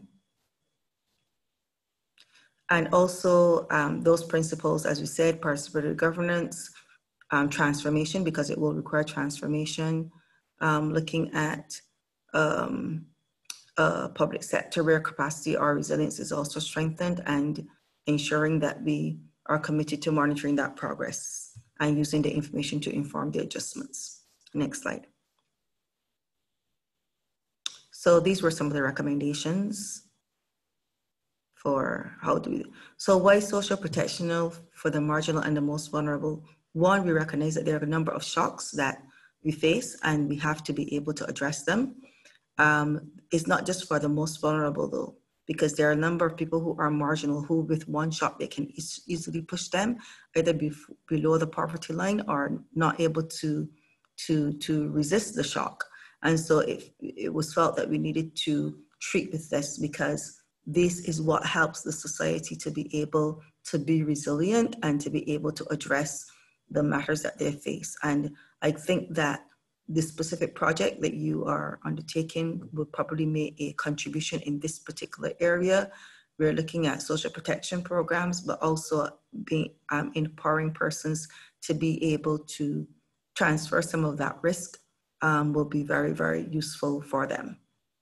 And including safer building, which is having the finance for safer building is very important. We need to have safe homes, not just nice homes, but more importantly, safe homes. Next slide. Safeguarding infrastructure. With each loss, we felt that what was happening with the Caribbean is that our development was being set back because we had to make these huge investments again in infrastructure. So there was the housing losses that was on the personal level, but then in terms of the societal level, there was these huge losses. As a matter of fact, interestingly enough, the type of investments that we're making in repairing really and truly really should be investments in ensuring that we do it in a resilient way in the first place, that we don't have to keep on repairing in those situations. So it was about how do we address the matters of the QBIC, reviewing the legislation for enforcement and accountability, and also creation of incentives for how we treat with these matters. Next slide. Enhance the economic opportunity. Remember this slide with CDB as well. So when we talked about that, we felt that we need to be able to have a good foundation upon which we can address the management of risk, and therefore we have to be financially in a position to invest in risk reduction. And we have to also ensure therefore that the society itself has the opportunity to participate economically, because this itself would lead to also people being able to take personal action for their own vulnerable conditions, etc. So there are a number of areas that were addressed there, including microcredit for domestic insurance for recovery for small and medium enterprises. We know the COVID-19 is already given a big hit, particularly on this sector. And then also looking at economic diversification. And this is something that we definitely have to look at in the region. Next slide. The other areas, environmental protection. We sell the Caribbean environment as we seek to have persons come here, and therefore we need to really put matters in place to protect it. We know there's a lot of work a number of NGOs are doing in these matters related to environmental protection, but we also know that there were some things that we have to do also at the legal level. Interestingly enough, when we submitted this paper to HEADS in 2018, shortly after we got the movement in the direction as well to in the renewable energy, so and the single-use plastics program, which was is also adopted, which was quite good. Last slide, and this one is operational readiness and recovery. We know that there is also a lot of greenhouse gas emissions already in the atmosphere, and therefore we recognize that we will have to respond to a number of hazards because a lot of warmth has already been emitted. So we have to be ready to be able to do that as a region. And then we also have to look at the whole matter of how we treat recovery, because even as we've worked with countries and we've assessed them, many of them have certain readiness actions in place, but they're weak on recovery, which means that they take a long time to get back on their feet, because the recovery planning does not start after the event, but it really starts before. This will include all sectors and legislation and et cetera, et cetera. Let's go on, just a few more slides. This whole matter of risk there has to be a paradigm shift. Certainly the whole matter of systemic risk is the issue here. We tend to think as things as complicated, and so therefore we think we can separate them and sort of study them. However, the risk that we have is that we are facing in the Caribbean is actually quite complex and all over the world. And what we need to be able to do is to recognize that there are things that are interconnected. And that's why when I showed you the slide from CDB, it was so important to see the environmental threats are one, but really and truly there's other threats, and it's multidimensional, and they actually really impact upon each other. And therefore, an effect in one area really does have its ripple effects in other areas. One of the reasons why we're having significant impacts, for instance, from hurricanes and so on, is really linked to sometimes people's economic circumstances, or how they've been educated or socialized, and how do they see probably their possessions vis-a-vis a safe home. So there are a number of those things that we have to be able to treat so that people are able to make the connections and also to recognize those interconnected linkages. And if small changes in areas can have an adverse effect. Small changes in other areas can also have a positive effect. So we are really in this age where we've talked about trying to have the solar reactive survival, disaster management and disaster response, but we're really now in this age of living with uncertainty. And we really have to look at the whole integrated approach to what we're doing. So even though we're doing a project, this project has a specific area that it's looking at, but we are really obligated to make the connections between what's happening there and the other actions that we're undertaking. Next slide.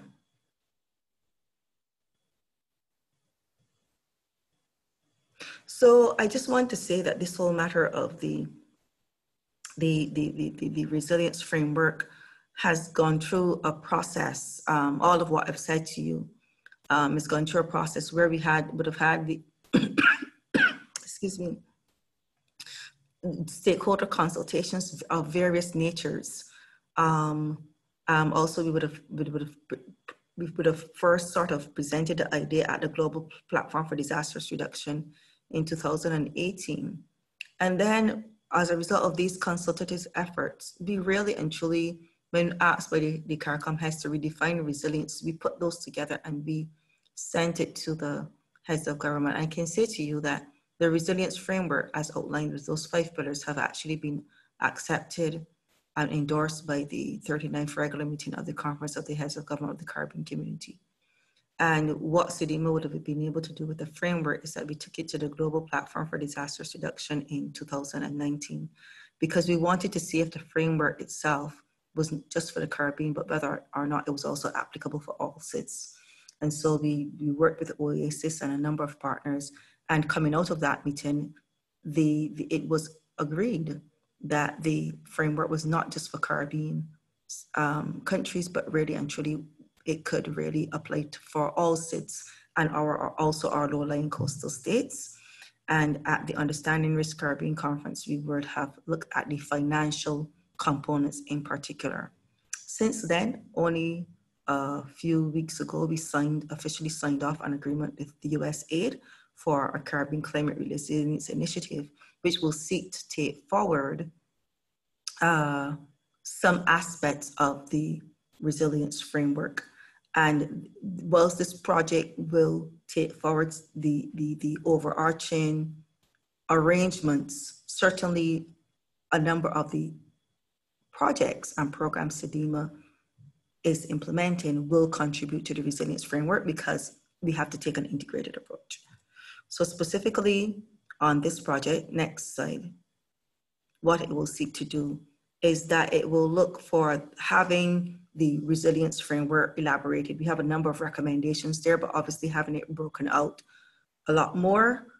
In that, we will obviously look at some aspects of the resilience framework. As you recognize, operational readiness and recovery is one of those pillars. And so we'll seek to build it out at CDMA for better decision-making, better response, also looking at the establishment of a carbon resilience recovery facility here at CDMA, which is also supported, some of it through GAC as well. And then some of the aspects of the community resilience mechanisms and programming enhanced. And this is important because when we talk about social protection, which is one of the pillars, we are going to be treating it here, looking at the whole matter of psychosocial support for communities, because that mental resilience is very, very important, but also looking at safer building, because we really need to get serious about having safe homes within the Caribbean. And I talked a little bit about the responsive social protection programming. And then also looking at ICT infrastructure for resilience programming improve. COVID-19 has underscored the need for us to have robust ICTs, but it's looking at how do we have ICT platforms that can help us to deliver on spreading some of those messages, etc. Next slide. So just to, this is just to give sort of credence to what would have cemented, I think, this journey within the Caribbean, which would have been the impacts of after 2017 to events. I think that even though the heads of government would have really approved our CDM strategy before, that the resilience framework gave life and breath to a number of the elements there. Thank you.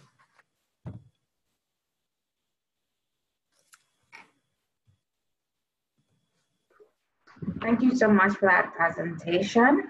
And now I want to open the floor for any questions that y'all may have. Hi, Karen, I want to let's reflect on something. Can you hear me? Yes, go ahead. Okay, right. So I want to flag one of the things that Ms. Grosvenor at the end keep reiterating, and which I think is absolutely important, the whole aspect of an integrated response. And I think why this is so important, because at this present time, our countries, our governments are faced with a challenging problem of economic sustainability.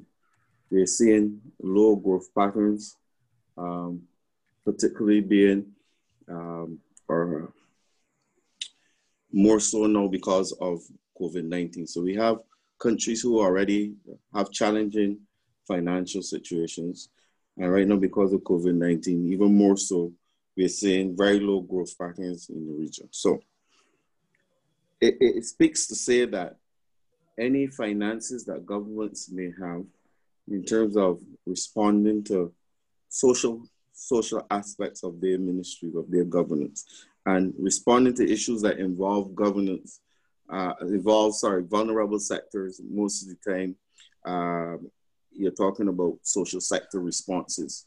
So these are funds that, you know, are just going to support vulnerable groups. So that it is absolutely important that this whole aspect of an interconnected response, in my mind, needs to come with the interconnected responsibility. And with this, I mean that, therefore, we can't no longer have governance at the level of government that has individual policy responses. So that, because growth or low growth or funds being pulled in from the Ministry of Finance has to be sustainable across an entire government. So that our social response approaches now, more than ever, have to be far more sustainable. And to achieve this, it means that we need a coordinated approach of policies. We need more policy coherence across ministries, because a policy approach at the Ministry of Education impacts on the Ministry of Health, impacts on the Ministry of Finances Resources. Policies that are put forward by a Ministry of Social Care also impacts on a Ministry of Finance, so that we can't have social aspects of government draining the resources of a finance ministry, which is already under a crunch. So the only way to deal with this is to have a coordinated policy response. And more times than ever, because of how ministers are very territorial with their policies, we have individual ministries pushing individual policies. And I think that approach to governance has to change. We need far more policy coherence across the board. Thank you.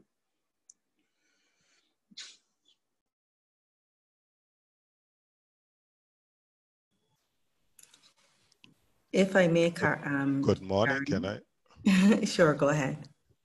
Yes, as this is the first time I'm taking the floor, my name is Aiden Futo. I'm representing the Climate Smart Agriculture and Rural Enterprise Program, that's Grenada. Now, recognizing the fact that planning and the taking of necessary decisive actions cannot be done in isolation. Now, what level of synergies are there with your institution and conventions and agreements that deal with climate change and biodiversity, etc.? And I'm referring to conventions such as United Nations Framework Convention on Climate Change, United Nations Convention to Combat Desertification and Drought, United Nations Convention on Biological Diversity, and the Paris Agreement. Thank you.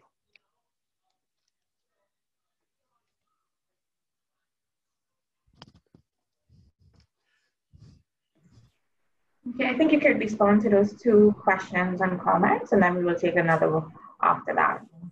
Sure, thanks very much. So I think that, I don't know, I see Rodney's iPad. I don't know exactly the name, but certainly the points that were made are very, very valid. And were well presented. It's true. Because there is the one matter of having that holistic integrated approach that needs to be taken, but it's also understanding why it is so important. The areas are not just complicated, because if they're complicated, I can break them down and I can divide them into parts, and I can treat with them potentially singly, so that I am able to affect the whole as I'm thinking. But they're complex. They are interconnected, and because they are interconnected, it's very difficult to break it into a single unit without affecting somewhere else. And that is why they can't be just dealt with but through a specific line ministry approach or anything like that. And that's one of the reasons why I have to say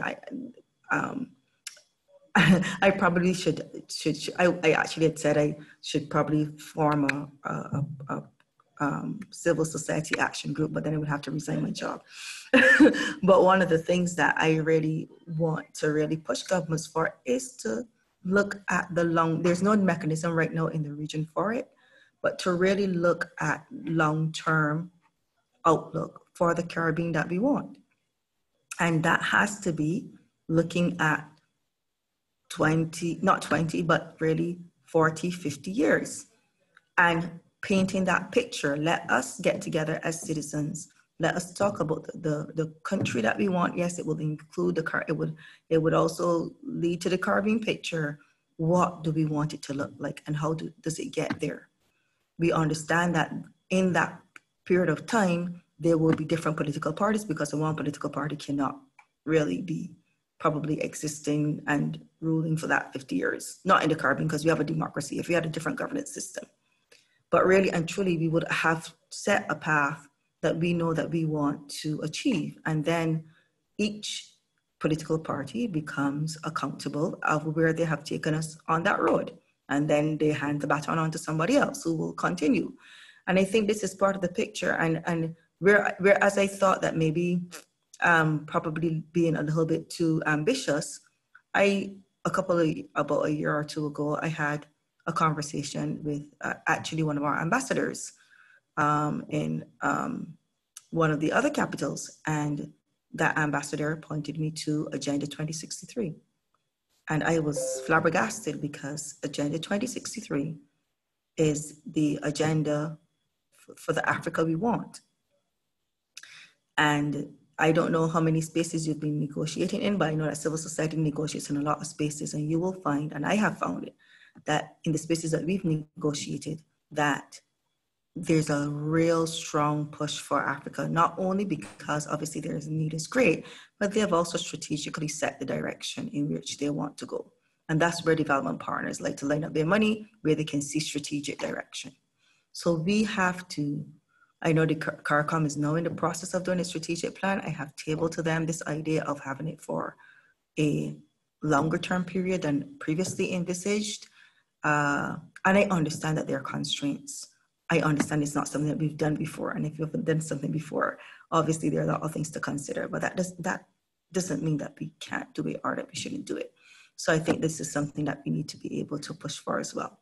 And those that if you know that often when we think more long-term, our decisions are often very, very much different than what we are thinking when something is right in front of us.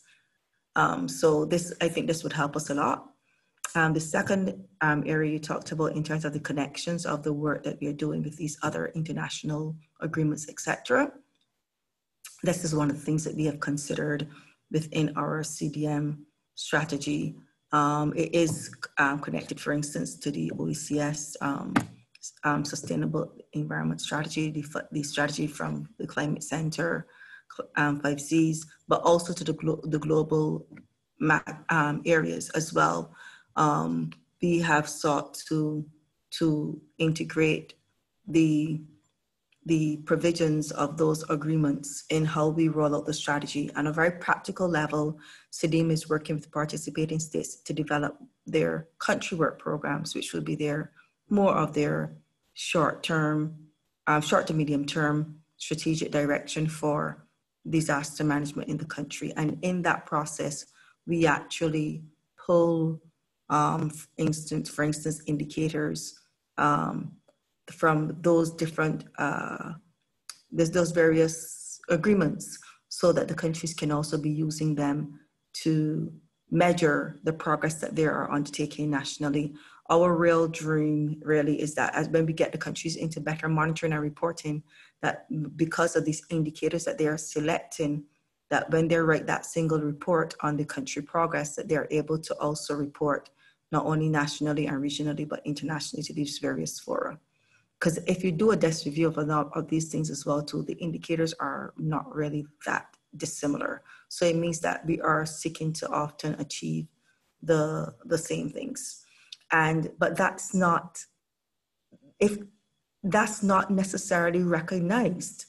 I was very, very, for instance, pleasantly surprised when I did the desk review, for instance, of the Sendai framework indicators, as well as the SDGs, and then even looking at the CARICOM and the CDM strategy, just to see the convergence between what we were really all still trying to measure. And I think that whole matter of being able to do that and to communicate it to every single citizen, because really and truly, that most of the citizens have those aspirations as well, but they are also expressed globally in a number of these agreements and arrangements. But our individual choices are not necessarily reflecting the ambitions, I think, that we have as well too. And sort of being able to communicate that this is, that your individual concern, you can make a difference in your individual choices, and that is also a part of a global concern. I think that can also give us a little bit more confidence in terms of whether or not our little pebble in that pool really and truly is making an effect or not. Thank you. And we have one question in the chat from Monica. Although we're focused on climate, we are in the middle of a pandemic. How could the impact of COVID-19 be incorporated into the current project? I speak from the point that COVID-19 required a lockdown of countries, but we still had running water and electricity. A hurricane and a pandemic together is very worrying. Yes, I share your concern. It is actually what keeps me up at night.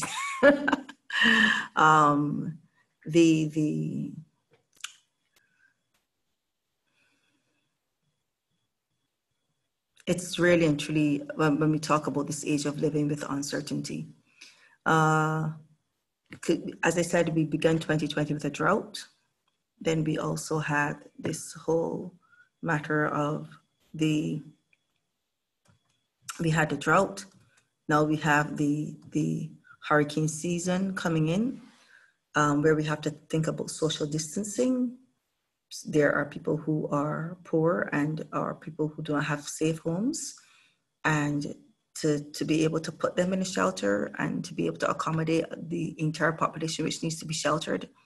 All these are things that have had to be considered.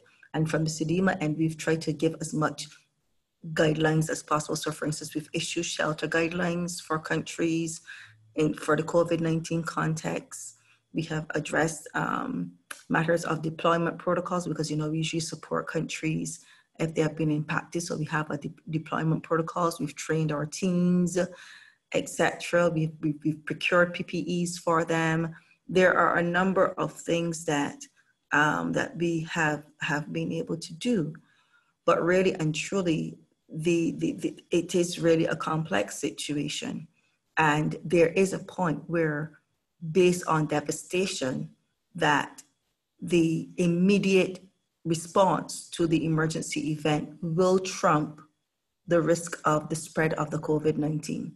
There will be a point on that the transition of the interests will change because of the nature of, if you get a significant impact, the COVID-19 will take a second place. But it is really about what we do at the individual level to be able to contain any spread, to be able to ensure that we are keeping ourselves as safe as possible, and that we maximize the hygiene conditions that we can based on what we have available to us. And that is why we go down to this matter of, this has to be this integrated approach. You know, if we have safe homes, then the need for public shelter becomes not as dire. For instance, if we are, for instance, preserving our water resources, protecting our sources of water, if we are not wasting water, if we have additional access to water, that, you know, storage. These are all things that are playing out in the situation, that those individual changes that persons can make really makes a difference in how a number of these crises are definitely managed. Thank you for that. And I think that gives us a good segue into the final set of questions that we want to explore together. So what could be done to encourage the adaptation of IRM by CARICOM leaders? How do we increase social protection for marginalized and most vulnerable persons? And how do we adopt it on an individual level? So if you have any insights on this, Ms. Grosvenor, we would appreciate it. So on the first point, I would say that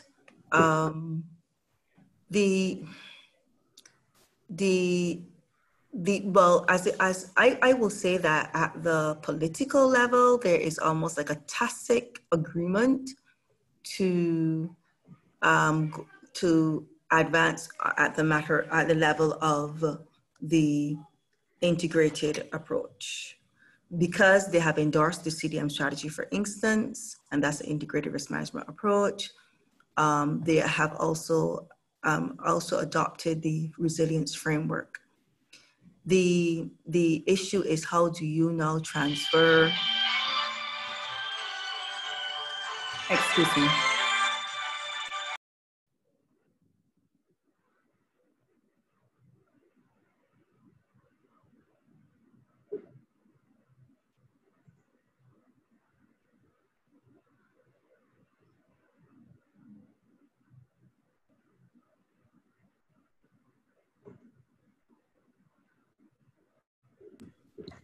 Apologies about that.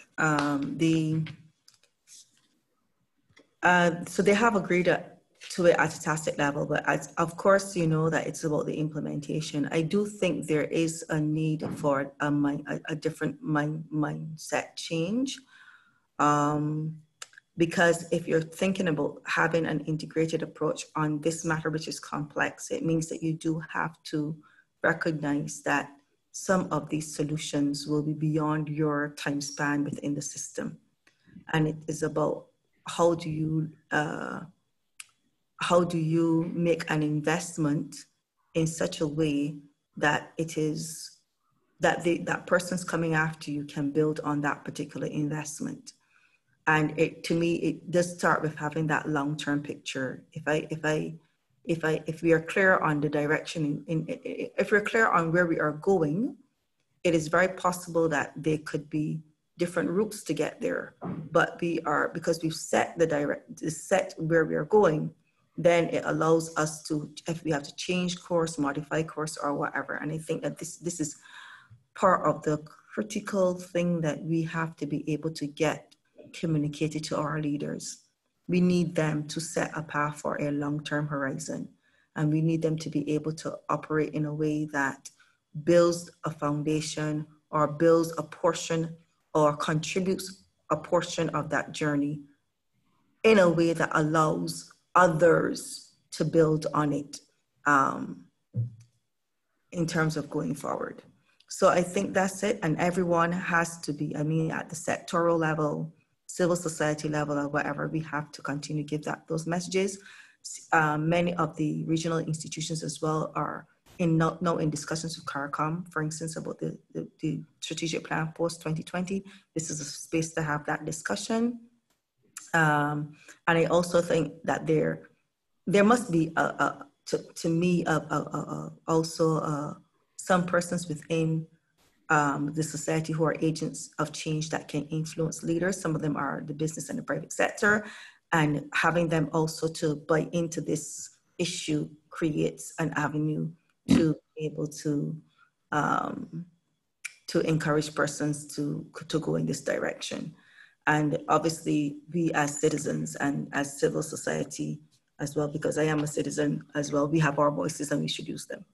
So increasing social protection for the marginalized and the most vulnerable, this is very critical. First of all, we do need to know who they are. And that we talk about our census, etc., but we need to be able to also have a process of continually to build on that data, that we recognize those data sets. Not every person who looks not vulnerable is necessarily not vulnerable. So we need to understand who they are. We have the social protection schemes of the country, and these are often only discussed within a very narrow framework, and we need to broaden the potential that these systems like your NIS and other social protection schemes can have. We have to look at what role we have for insurance. Persons already feel a very sometimes very tense relationship sometimes with insurance. And so how do we have the insurance options available in a way that it is seen as a part of our package of risk transfer and not necessarily as something that is benefiting the insurer and the insurance company and not necessarily the insurer? What role does government play, for instance, in this context?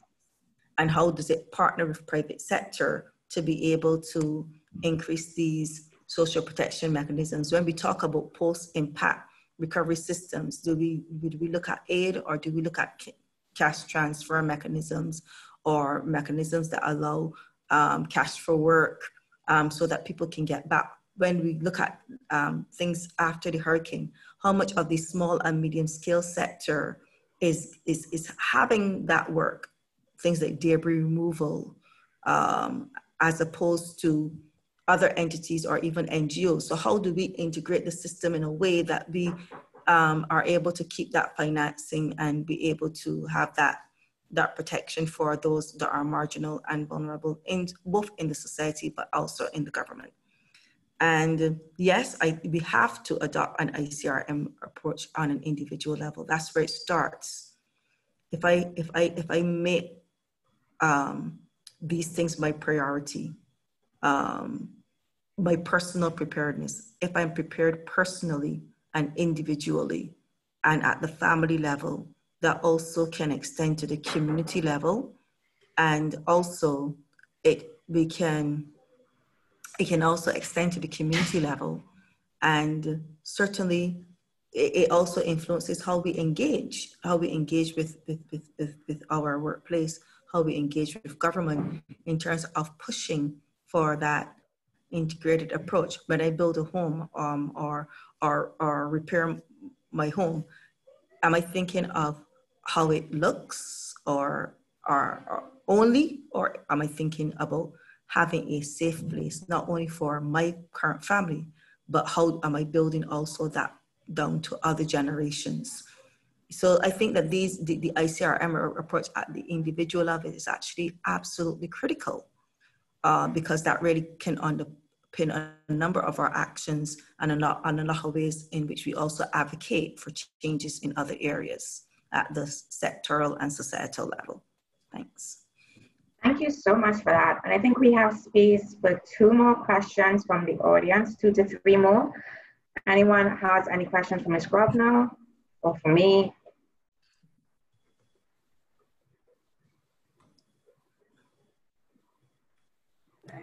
Hi, so not really a question, just some feedback and some input.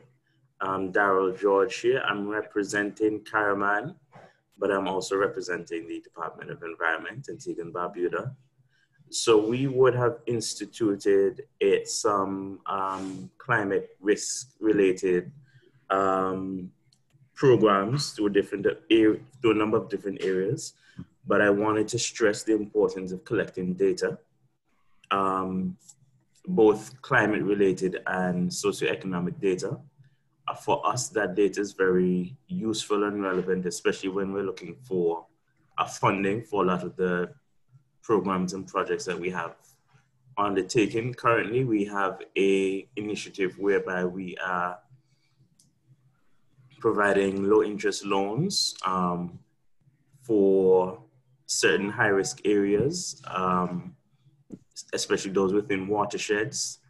So looking at things, climate proofing, replacing roofs, hurricane shutters, but there's also a renewable energy component.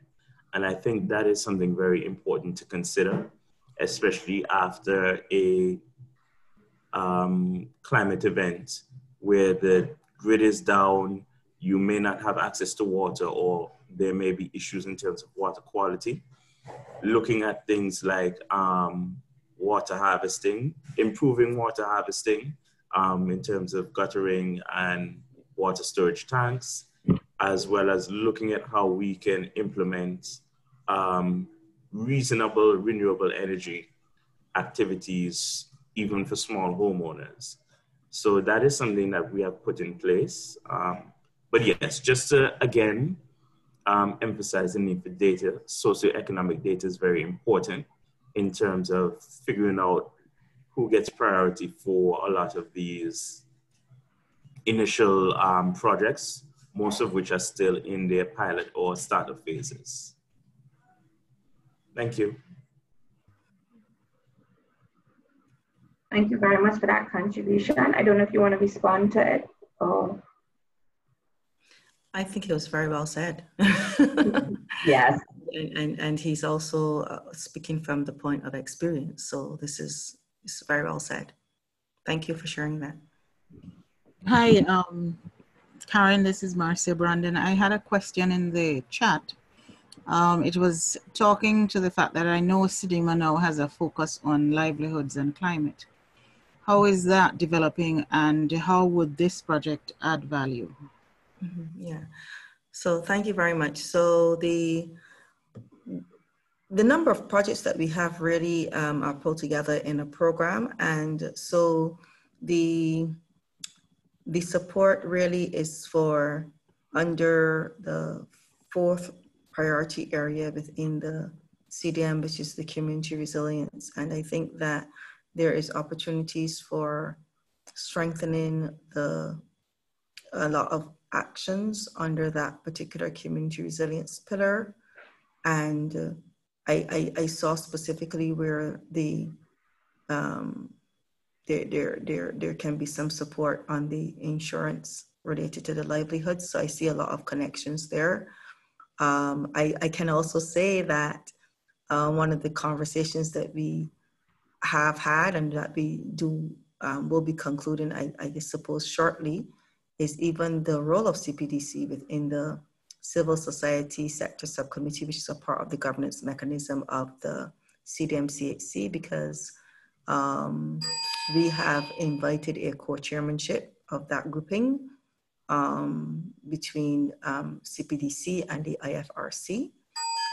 We tried to put the regional institutions in the driver's seat, but it was also recognized at the time that the experience of IFRC in the region in disaster risk management in particular at the time did lend some value to the process. So that is a course chairmanship arrangement.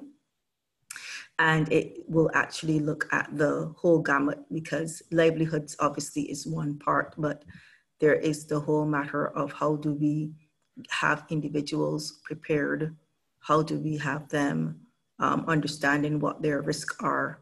And how do we put them in a situation where they can mitigate those risks, including their lives and their livelihoods. So I do see a lot of connectivity here, and it will be important that we look at how we can probably make a number of those connections while the various programs and projects ongoing within the context of the Civil Society Sector Subcommittee.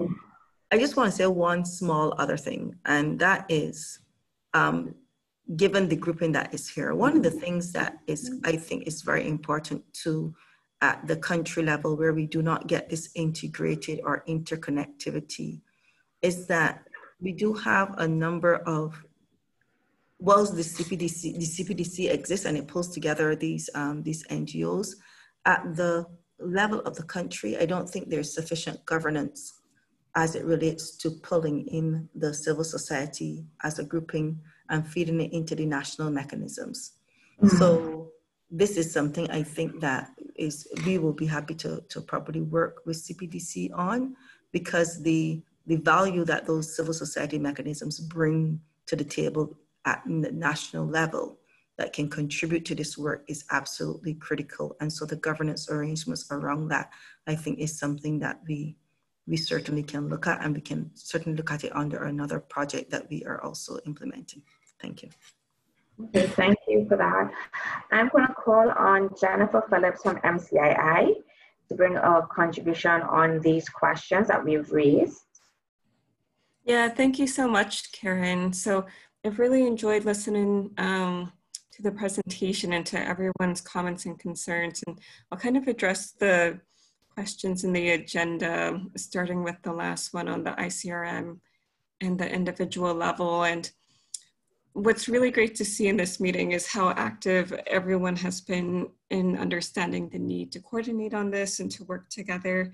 And I think using certain tools can help to realize these types of ambitions and goals. At MCII, of course, we've also have created a type of toolbox in order to guide stakeholders and individuals in being able to analyze what's currently working well as far as what groups and individuals are doing, as well as being able to identify what the gaps are. And I can send this to Karen so that she can send it around to all the group members. But I think with the active involvement with the community groups, this is a great way in order to actually take all of these ideas and to start bringing them into practice. And being able to use such tools is a great way to get the conversation started, as well as identify which areas need to be pursued more. And what's also been pointed out in the conversations today that I find very interesting that people have picked up on is insurance is a great tool, but we've acknowledged that often the private sector isn't that interested in working with groups that they haven't previously worked with before, right? And here I think that civil society can play a huge role in getting the private sector to act by either involving the private sector in these discussions and meetings and workshops so that they can understand that there is a growing need and demand for this, as well as meeting with them to discuss how they could possibly cooperate together. I know from our experience at MCII, often insurance companies are a bit hesitant because they know the introduction of new types of insurance products are going to involve a lot of outreach, a lot of having to raise awareness on financial and insurance literacy. And this can make them quite hesitant to want to pursue the development of these new products. And I think by coming together and showing that there is this demand and also this support out there, that this will really push the private sector to then pursue the development of these products so that we can then bring them onto the market and give the option for people who are interested in purchasing these.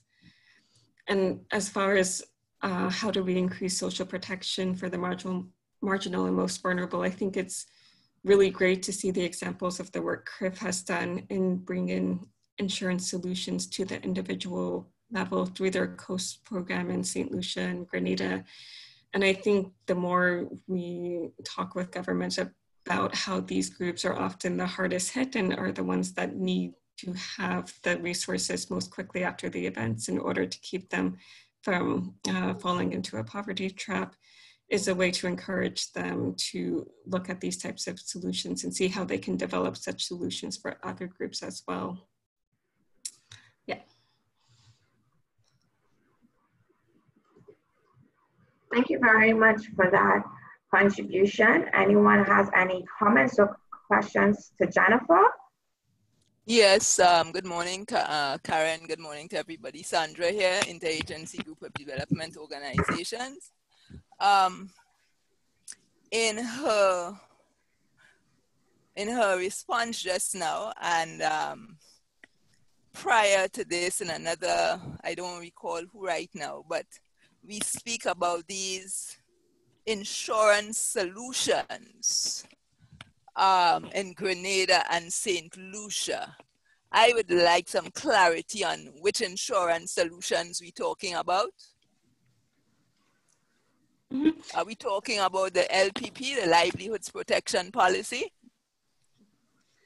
So in my response, I was referring to the CRIF, the Caribbean Catastrophic Risk Insurance Facilities Coast Project, which is a project that was developed in order to provide support to fisher persons in Grenada and St. Lucia, and specifically by providing an insurance coverage to the government that would then be given down to these individual persons. So it's kind of a macro-micro approach targeting those who can't typically afford market-based mechanisms. Okay, so you're speaking specifically about the course here? Yes. Okay, good. And I just would want to make a comment, and thank you for all my colleagues from Grenada who have taken the time this morning to be at this follow-up roundtable. I want to commend the presentation by Sedima. I don't know how many of you heard it before, but it was extremely enlightening. This is the kind of information that we need to have. And I am very pleased that the presenter clearly is also aware of the importance of the civic voice and the need to be to have more interaction, more participation from civil society and at the grassroots level. And I am so happy that she's at Sedima to bring that perspective, you know, to the organization. Because you see, I am very distressed because what I see in my country is a lot of talk, no walk, and in fact, even at the policy level, right? But when you see what happens in the ground is in direct contrast, in direct conflict with the talk. And therefore the importance of civic voices, the importance of an empowered community and citizens, because that's who the decision makers listen to at the end of it, when there is enough critical mass who understands, or maybe who don't understand but have concerns because it's affecting them negatively.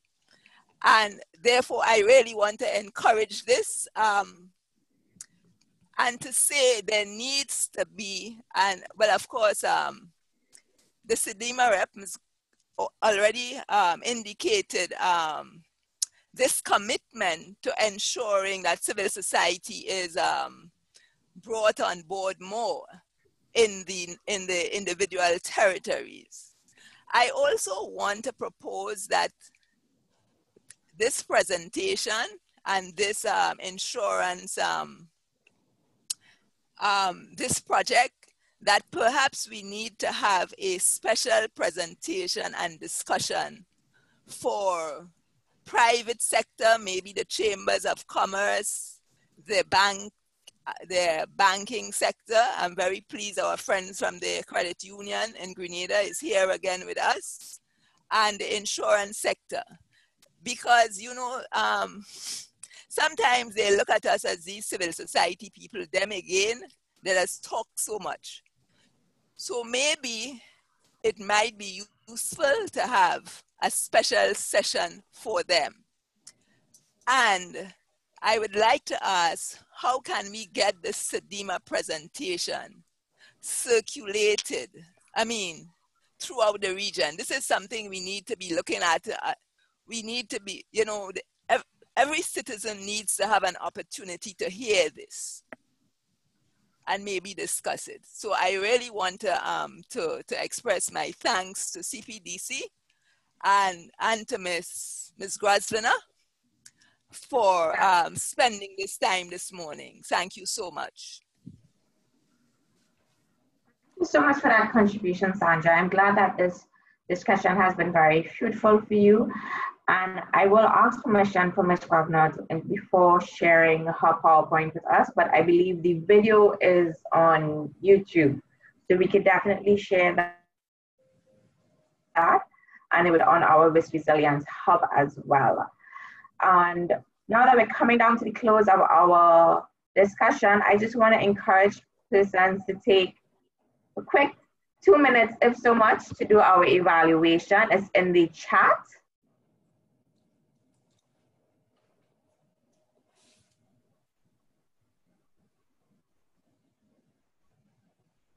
Could everyone see it?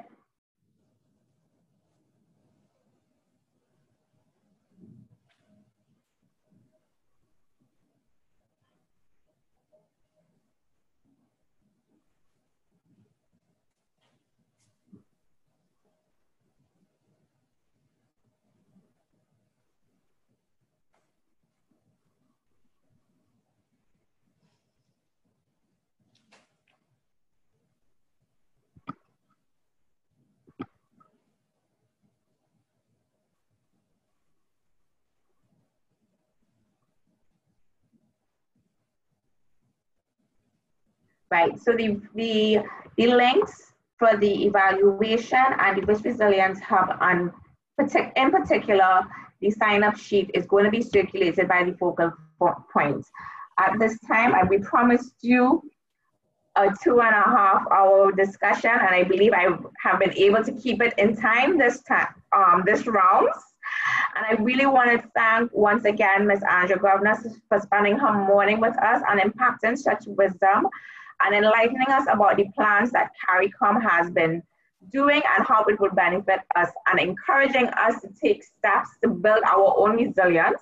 And I really do love the redefining resilience, that we're not building back, but we're bouncing forward. So we're going to continue to survive and strive, no matter what 2020 brings us and beyond. Thank you again to Christian for his help. Thank you for Jennifer Phillips from MCII, and the focal points, Elijah James from Volunteer United, Dr. Marcia Brandon from Bango, and Sandra Ferguson from Grenada IADGO. I thank you all so much for being here. I thank you, and we look forward to bringing out many other activities within the new year. We just have a few scheduled for this year, and you all will be seeing that. Stay tuned to our social media, and we will continue to build a better Caribbean. Just thank you so much for this morning. Have a great day.